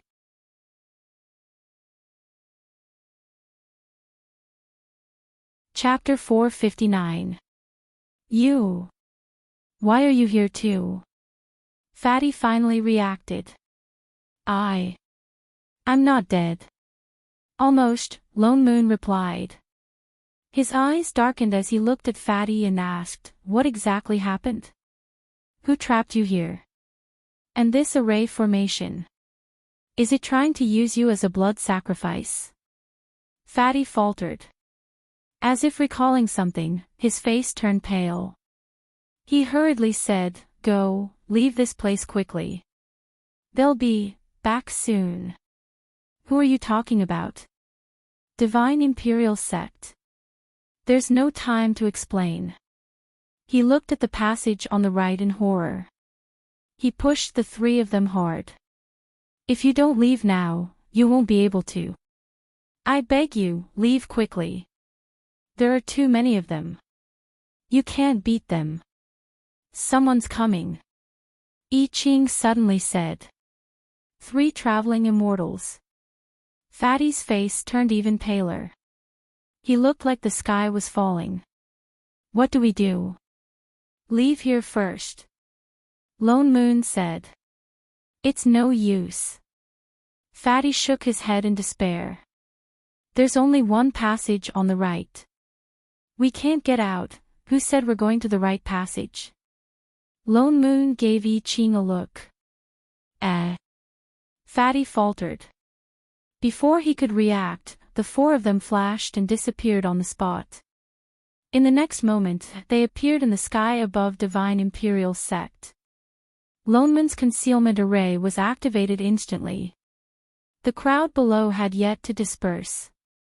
They surrounded the cultivator who had just broken through to the soul formation stage. Everyone's faces were filled with joy. Their smiles were especially irritating. Shen Ying's eyes narrowed. "Chef, yes, master." I Ching nodded. His figure flashed and he flew out directly. In an instant, he transformed into his original form. A huge golden dragon appeared in the sky. A dragon's roar reverberated through the clouds, causing the entire world to shake. The noisy crowd fell silent. They raised their heads in disbelief and looked at the huge golden dragon hidden in the clouds. Dragon. Dragon, the phenomenon just now. Isn't it over? Before the crowd could react, the huge dragon's body glowed. With a loud boom, a purple bolt of lightning fell from the sky and struck directly at the person who had just gone through the tribulation. Ah! Before the people surrounding them could react, they heard the cultivator in the middle scream in pain. The spiritual energy he had just condensed dissipated, and his cultivation level dropped at a speed visible to the naked eye. From the early stage of soul formation, he fell all the way to the nascent soul stage, then the golden core stage. He was about to fall into the foundation establishment stage. Only then did the surrounding cultivators react and stabilize his cultivation. This unforeseen event happened so suddenly that everyone didn't even have time to react before the soul formation cultivator dropped to the golden core cultivator. When everyone looked up again, the giant dragon in the sky had disappeared, as if it had never been there. Heaven and Earth Phenomenon, buy one get one free. In the eyes of cultivators, the fatty's injuries were actually superficial wounds that were the least important. Even if he was just an aura-refining cultivator of the lowest level, a few dozen scars on his body would not be a problem at all. However, the fatty was just a mortal. Furthermore, he didn't even have the slightest bit of spirit chi, the kind that could kill him if he caught a serious cold. The bone-deep wounds on his body caused a large amount of blood loss, and under the situation where there was no spirit chi in his body, even his vitality dissipated. If they found him a little later, or if it wasn't them who went, then they might really have to go to the underworld to find him. Lone Moon looked at the fatty in front of him, who was like a lump of meat, occupying the whole bed, and finally completely awake. He felt a little regret in his heart. Back then, he did see that there was something strange about the fatty. After knowing him for a while, he shouldn't have allowed him to be brought back. The elixir he stuffed into his hands was an immortal-grade elixir refined by Boss Lon, mainly because he really didn't have any elixirs from the lower world on him. The injuries on the fatty's body were healed, but as a mortal, he still couldn't withstand the medicinal effects of the elixir. Halfway through bringing him away, he fainted again. In the end, it was Shening who found him in time and patted him, causing him to spit out the half-dissolved elixir. Only then did he wake up. After realizing that they had already left Divine Imperial Sect, the fatty was a little happy at first, but in less than 2 seconds, his expression fell instantly. His fat face was almost squeezed into a lump of meat, his expression was complicated, and his eyes were full of worry as he looked at them. He couldn't help but hurriedly persuade them. "Miss Shen, why don't you send me back? Then stay far away, pretend that you don't know anything, and don't mention to anyone that you saw me. You want to go back?" Lone Moon scanned him from head to toe, a little angry that he didn't want to fight back. "And then let someone perform a blood sacrifice again." Hui Zai's face paled, as if his Achilles heel had been poked, his entire person sagged. His hand subconsciously gripped the corner of his clothes, and he lowered his head, his entire person emanating an aura of despair. After a while, he replied in a low voice, I'm fine. Alright, don't mess around, we're already in the same boat. Even if you don't want to implicate us, it's already too late." Lone Moon sighed. "Besides, do you think that if we let you go, Divine Imperial Sect really won't be able to find any clues at all. Actually, they really couldn't find anything. With their cultivation, even the entire lower world combined would not be able to find any traces of them, much less with Xining here. Yet Fatty's face was already ashen, his eyes filled with guilt. "Tell me, what's going on with you as a sect master?" Lone Moon asked directly. "Why can your blood help people resist the heavenly thunder?" Fatty's eyes darkened, and he lowered his head in silence for a while before he slowly opened his mouth. "Well, I don't know either." He wanted to smile out of habit, but it seemed like he was crying. Perhaps knowing that his disguise was almost gone, Fatty didn't hide anything and told him everything. He was already the sect master of Divine Imperial Sect from the time he could remember, and lived on the main peak since he was young. Although it was called the main peak, it was actually a lone peak above the sacred nether forest, far away from the sect. Because it was surrounded by dense forests with demon beasts, the only way to pass through was by sword kinesis, but he had a useless spirit root and was born unable to cultivate. So he had never taken a step out of the main peak. The Immortal Sect had always valued the aptitude of immortal cultivators, but they were very polite to him who couldn't cultivate. Although they didn't really need him to manage Divine Imperial Sect, but whether it was food or clothing, everything was unique. Basically, he could have whatever he wanted. Even the traveling immortals or soul formation elders of the sect would come to the peak to see him from time to time, to discuss some matters big and small with him. Even the disciples who usually guarded the main peak were at least golden core cultivators. They looked very respectful, but of course, it was just looking. When did you start to notice that something was wrong? Lone Moon asked directly. Fatty's eyes darkened, and he clenched his fists by his side before saying in a low voice, "Since I was 5 years old, every person who came to see me in the sect would take something away. At first, it was just hair, nails, and the like, but slowly it turned into blood, flesh, or..." His body trembled, and he subconsciously hugged his left hand. The three people opposite him were silent, and Lone Moon's expression darkened directly. He had just treated Fatty's injury, and naturally knew what was different about his left hand. There were signs of broken limbs regrowing. Shit! He couldn't help but curse out loud, suddenly feeling that Chef's lightning strike just now was too light. That group of cultivators practically raised Fatty like a pig, and the kind that made use of him repeatedly. They seemed to be good to Fatty on the surface, but they only wanted him to stay in the sect willingly and be at their mercy. From time to time, they would let out some blood, cut off some flesh, and give him some spirit medicine to let him grow back. What a good plan.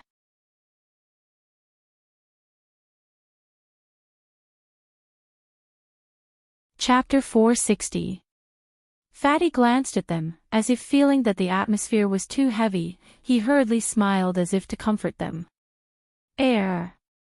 Actually, I'm still very smart. I was already prepared to escape many years ago. Although I can't cultivate, I've already read all the cultivation techniques in Divine Imperial Sect. I know many, many things. Back then, I could escape from the main peak because I set up my own transportation array and my aura-concealing talisman. He seemed eager to prove something, pretending to be relaxed as he said, "Don't worry, even without you, those people might not be able to catch me." Ha ha ha. Ha. Ha. His forced laughter, under Lone Moon's glare, became weaker and weaker. His whole person was like a mouse that had seen a cat, shrinking into a ball. Fellow Daoist Nyo was scary, scarier than those people who wanted to eat him. Until now, he still thought that he had implicated them, and wanted to persuade them to leave. How could there be such a beautiful white lotus in this world, and a fat one at that? Those cultivators, they need your flesh and blood. It must be the same as that blood array, used for their own cultivation. Lone Moon took a deep breath, organized his own thoughts, and then said, "In other words, your body may be different from others. Do you know why?" And this reason was definitely related to the nomological power. Fatty shook his head with a blank expression. Then have you ever eaten anything strange, or seen any special people? For example, like invaders. He thought about it, but still shook his head. I grew up in Divine Imperial sect. That was strange. How did he become Tripiakea's flesh? When he checked his body just now, he didn't find anything strange. Chef, what do you think? He turned to look at the person beside him. I Ching frowned. There are indeed some special bloodlines in this world that can be used in medicine to achieve the effect of raising cultivation. For example, Radish, he was a vegetation spirit. After cultivating to human form, his flesh could also be used in medicine. But I've never heard of any bloodline that can resist heavenly thunder. Heavenly thunder was a test for cultivators by the heavenly Tao. No one could take the back door. Air, except for Shining. Even those with great merit can only relieve some of the pressure during their own tribulations. Rules were rules. The heavenly Tao was the fairest. Back then, Yunheng, who had saved the world, wanted to save that unlucky Song Ren. He could only use his own merit to exchange for it. I've never heard of anyone's flesh and blood being able to affect the judgment of the heavenly Tao. Fatty's flesh and blood was practically cheating. But that cultivator from Divine Imperial sect who was going through the tribulation just now, the last few dozen bolts of heavenly lightning were really blocked. Moreover, they were not mistaken. The power of the lightning tribulation had indeed weakened in the end. When I Ching transformed back into his dragon form, he took special note of the blood array. It was really just an ordinary defensive array. It couldn't even block a few dozen bolts of lightning. Any soul formation cultivator could break it with a single blow. In other words, the heavenly lightning was indeed blocked because of Fatty's blood. It seemed that the abnormality of rule force was related to Fatty. However, no matter how one looked at him, he was just a mortal. Other than having a bit more meat, there was nothing special about him. He couldn't even cultivate. Wait a minute. Couldn't cultivate. Lone Moon hesitated for a moment. Suddenly, he reached out and touched Fatty's brow. A trace of divine perception entered his sea of consciousness and scanned it. In the next moment, he cursed out loud. Holy shit! What's wrong? Fatty felt a chill on his forehead. His face was blank. I Ching and Shining turned to look as well. Spirit concealing array. Lone Moon's face darkened. It's in his divine perception. Spirit concealing array. I Ching was shocked as well. What is it? Shining asked. Master, that's an array that completely isolates spirit chi. I Ching explained, the sea of consciousness is where cultivators regulate spirit chi. This array is in the sea of consciousness. In other words, he will never be able to absorb a trace of spirit chi, Lone Moon answered word by word. If he really was born with a useless spirit root, there was no way he could sense spirit chi. He had no affinity with spirit chi at all. Fatty couldn't cultivate, but he could draw half an aura-concealing talisman and set up his own array. There was only one possibility, and that was that he had an extraordinary affinity with spiritual chi. He was able to draw Dharma talismans just by relying on the spiritual chi scattered in the air. As for why he looked like a useless spirit root, the only possibility was that his spirit root had been destroyed by someone from the beginning. In that case, it was obvious who had done all this. After hearing this, Fatty's face turned even paler. It was as if he finally understood the most terrifying truth. His whole body began to tremble. It was as if his divine soul had left his body. He looked at a spot in a daze. He thought that even if those people needed his flesh and blood, at least they had raised him for so many years. When he was young, they had always called him uncle. He didn't hate them. He took it as repayment. At least they would have a little bit of pity for him. But it turned out that they never had. Looking at Fatty, who was about to shrink into a ball, Lone Moon frowned. He could not help but pat him. Haven't you always wanted to cultivate? I'll help you break this array.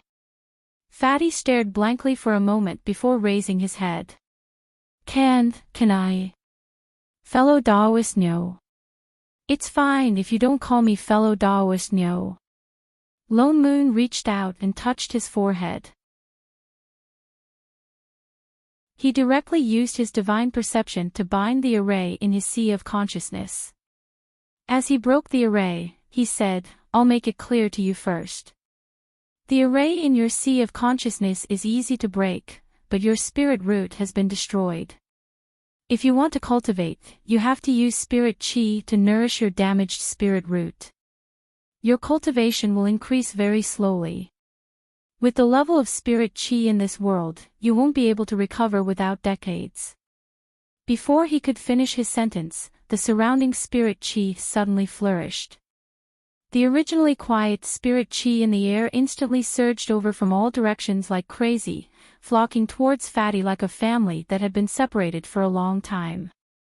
The thick spirit chi hit the small house. It shook. In less than a few seconds, it collapsed with a few crashing sounds. But the surrounding spirit chi gathered even more violently. There was even a faint whirlwind. Lone Moon was stunned.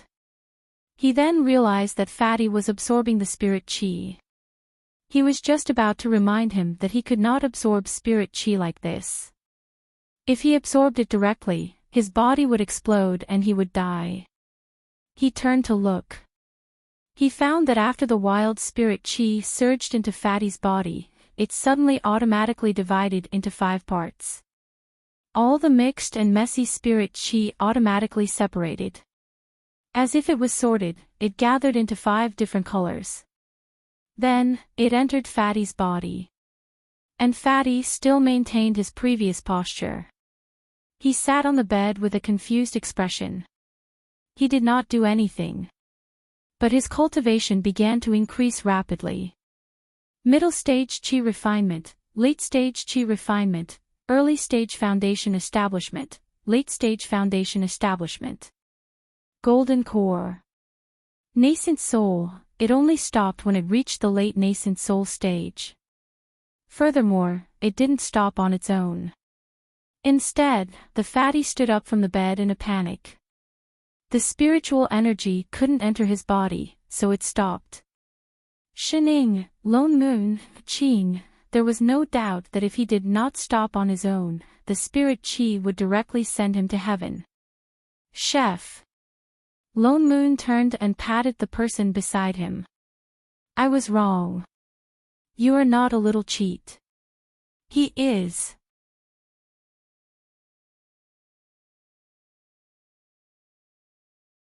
Chapter 461. What's wrong with me? Fatty looked confused.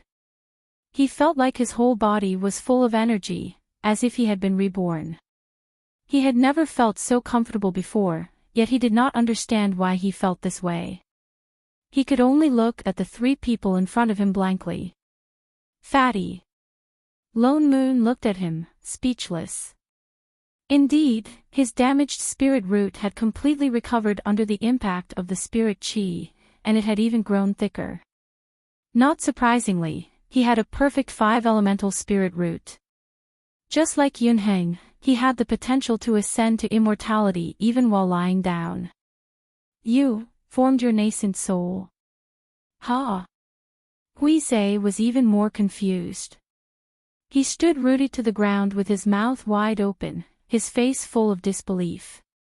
Formed my nascent soul.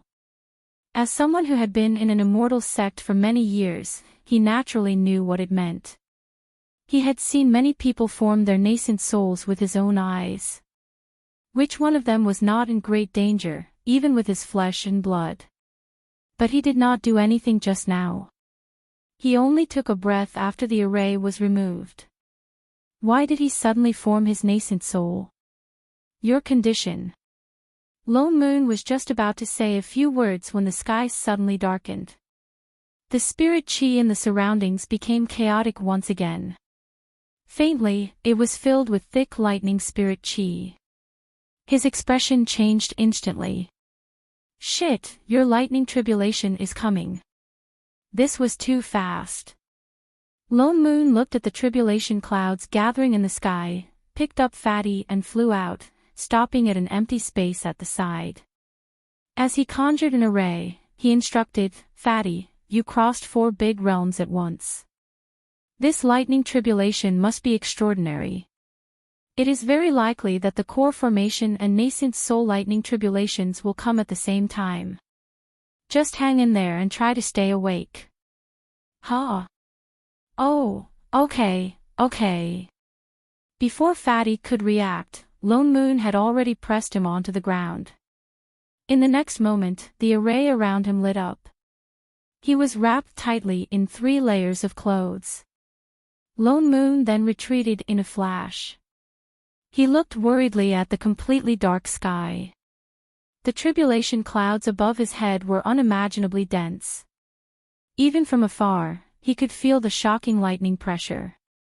The power of heaven and earth emanating from the clouds was unusually thick.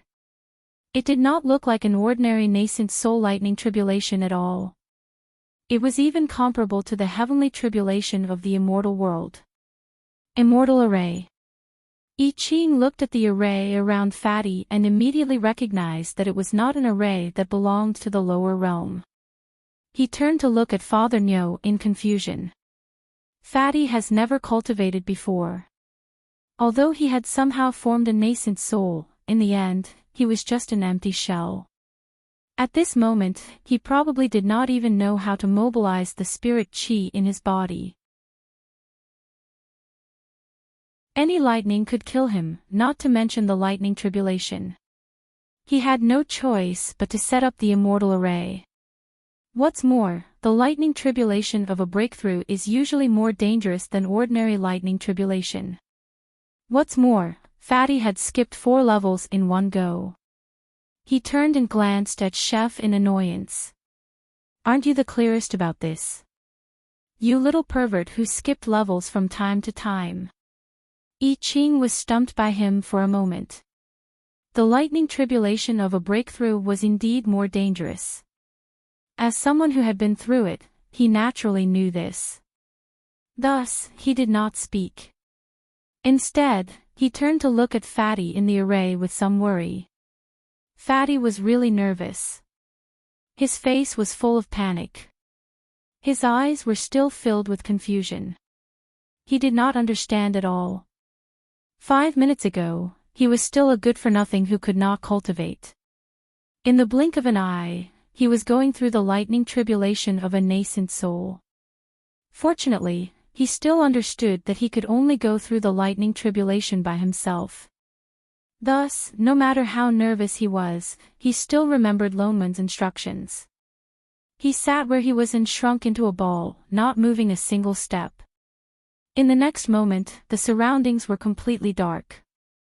White flashes appeared in the clouds from time to time, as if something was brewing. Finally, with a loud rumble of thunder, a thick bolt of lightning broke through the clouds and smashed down, faintly bringing with it the power of heaven and earth. It's coming. Lone Moon's expression darkened. This lightning was even more shocking than he had expected. Even I Ching beside him was stunned. With a wave of his hand, the array around Fatty became even brighter. That bolt of lightning came closer and closer. Just as it was about to strike Fatty, suddenly, there was a sizzling sound in the air, like the sound of a fire being extinguished. That bolt of lightning that was as thick as a bucket flashed, as if it had been weakened by something. It became thinner and thinner. Finally, with a sizzling sound, it disappeared directly above Fatty's head. Not to mention striking someone, it did not even touch the array around Fatty. Just like that, it was extinguished midway. What was going on? The two people who had been waiting for the lightning tribulation were dumbfounded. What happened to the lightning tribulation that was supposed to be more powerful? The array was already set up, and this was what you showed me. Not only that, the next 10 bolts of lightning tribulation were the same as the one before. When they appeared, each one was stronger than the one before. However, in the process of striking, each one was extinguished faster than the one before. It was like a joke. In fact, after less than 20 bolts of lightning tribulation, the entire lightning tribulation seemed to have lost its temper. It simply stopped striking. The thick lightning tribulation clouds dissipated, and the surroundings became bright again. Lone Moon, Qing, was Fatty, the illegitimate child of the heavenly Tao. Shining, who was calmly nibbling on a fruit at the side, suddenly narrowed her eyes and tilted her head. Yo! In the next moment, the sky was filled with rays of light. Spirit Chi once again gathered in Fatty's direction. The nascent soul that had just been formed on his body, which was originally a little vague, became more and more solid. Strange phenomena appeared in the sky once again. Only this time, it was different from the ones that flashed past Divine Imperial Sect. This time, in the sky, there was the shadow of a dragon, and then a phoenix. There was also a qilin, a black tortoise, a white marsh, and so on. It was as if it wanted to show the images of the divine race one by one. After a few minutes, it still did not disappear. The corner of Lone Moon's mouth twitched. He could not help but say to the heavenly Tao in the sky that seemed to be convulsing, "Hey, are you done yet? I didn't even see you so excited when I was promoted to young emperor. Do you know who you are working for?" The strange phenomena in the sky finally disappeared reluctantly. Before it left, it scattered even more rays of light towards Fatty, who had no idea what was happening. It even pushed his cultivation level directly to the late stage of nascent soul. Lone Moon cursed in his heart. He had to say it. I Ching, who was beside him, suddenly sensed something. He stepped forward and looked up at the sky. "What's wrong?" Lone Moon asked. Just now, the realm gate loosened. Lone Moon was stunned. He subconsciously raised his head and sensed carefully. Indeed, the realm gate that was tightly locked earlier had suddenly loosened. Although it was not completely unlocked, the nomological power surrounding it had decreased by half as much as before. What was going on? He subconsciously looked at Fatty, who was still absorbing spirit chi in the middle. He carefully examined his body and indeed found a trace of nomological power that was about to disappear. It was exactly the same as the nomological power that surrounded the small world in the divine realm and complained to him. The realm gate loosened because of Fatty. Was it because of the increase in his cultivation level that the nomological power's restriction was reduced? Shining, what exactly? He was just about to ask a certain foodie when he realized that the person beside him had disappeared. Ha! She looked around and realized that she was already beside Fatty. She was nibbling on a fruit as she looked at the person who was still sitting obediently in the array, not daring to move at all. She waved her hand in greeting. "Yo, long time no see. Lady Shin." Fatty was still in a daze. He looked like he did not know that he had gotten a great bargain. He asked weakly, "Is the lightning tribulation over? Could he move now?" "You can come out now." Lone Moon also walked over and glared at him. He casually put away the array around them. "Pooey! You cheating dogs!" Fatty's face lit up, and he stood up. Just as he was about to express his thanks, he sensed a familiar aura approaching. His face paled, and he turned his head to look behind him. "I feel like someone's coming." You're tuning into the LoveLore Library YouTube channel. We're so grateful for your support, and don't forget to subscribe to join us on this incredible journey through captivating stories. Your generosity through donations truly makes a world of difference, as it's the primary source of revenue that allows me to expand and enhance this channel for you. Thank you from the bottom of my heart for being a part of this adventure.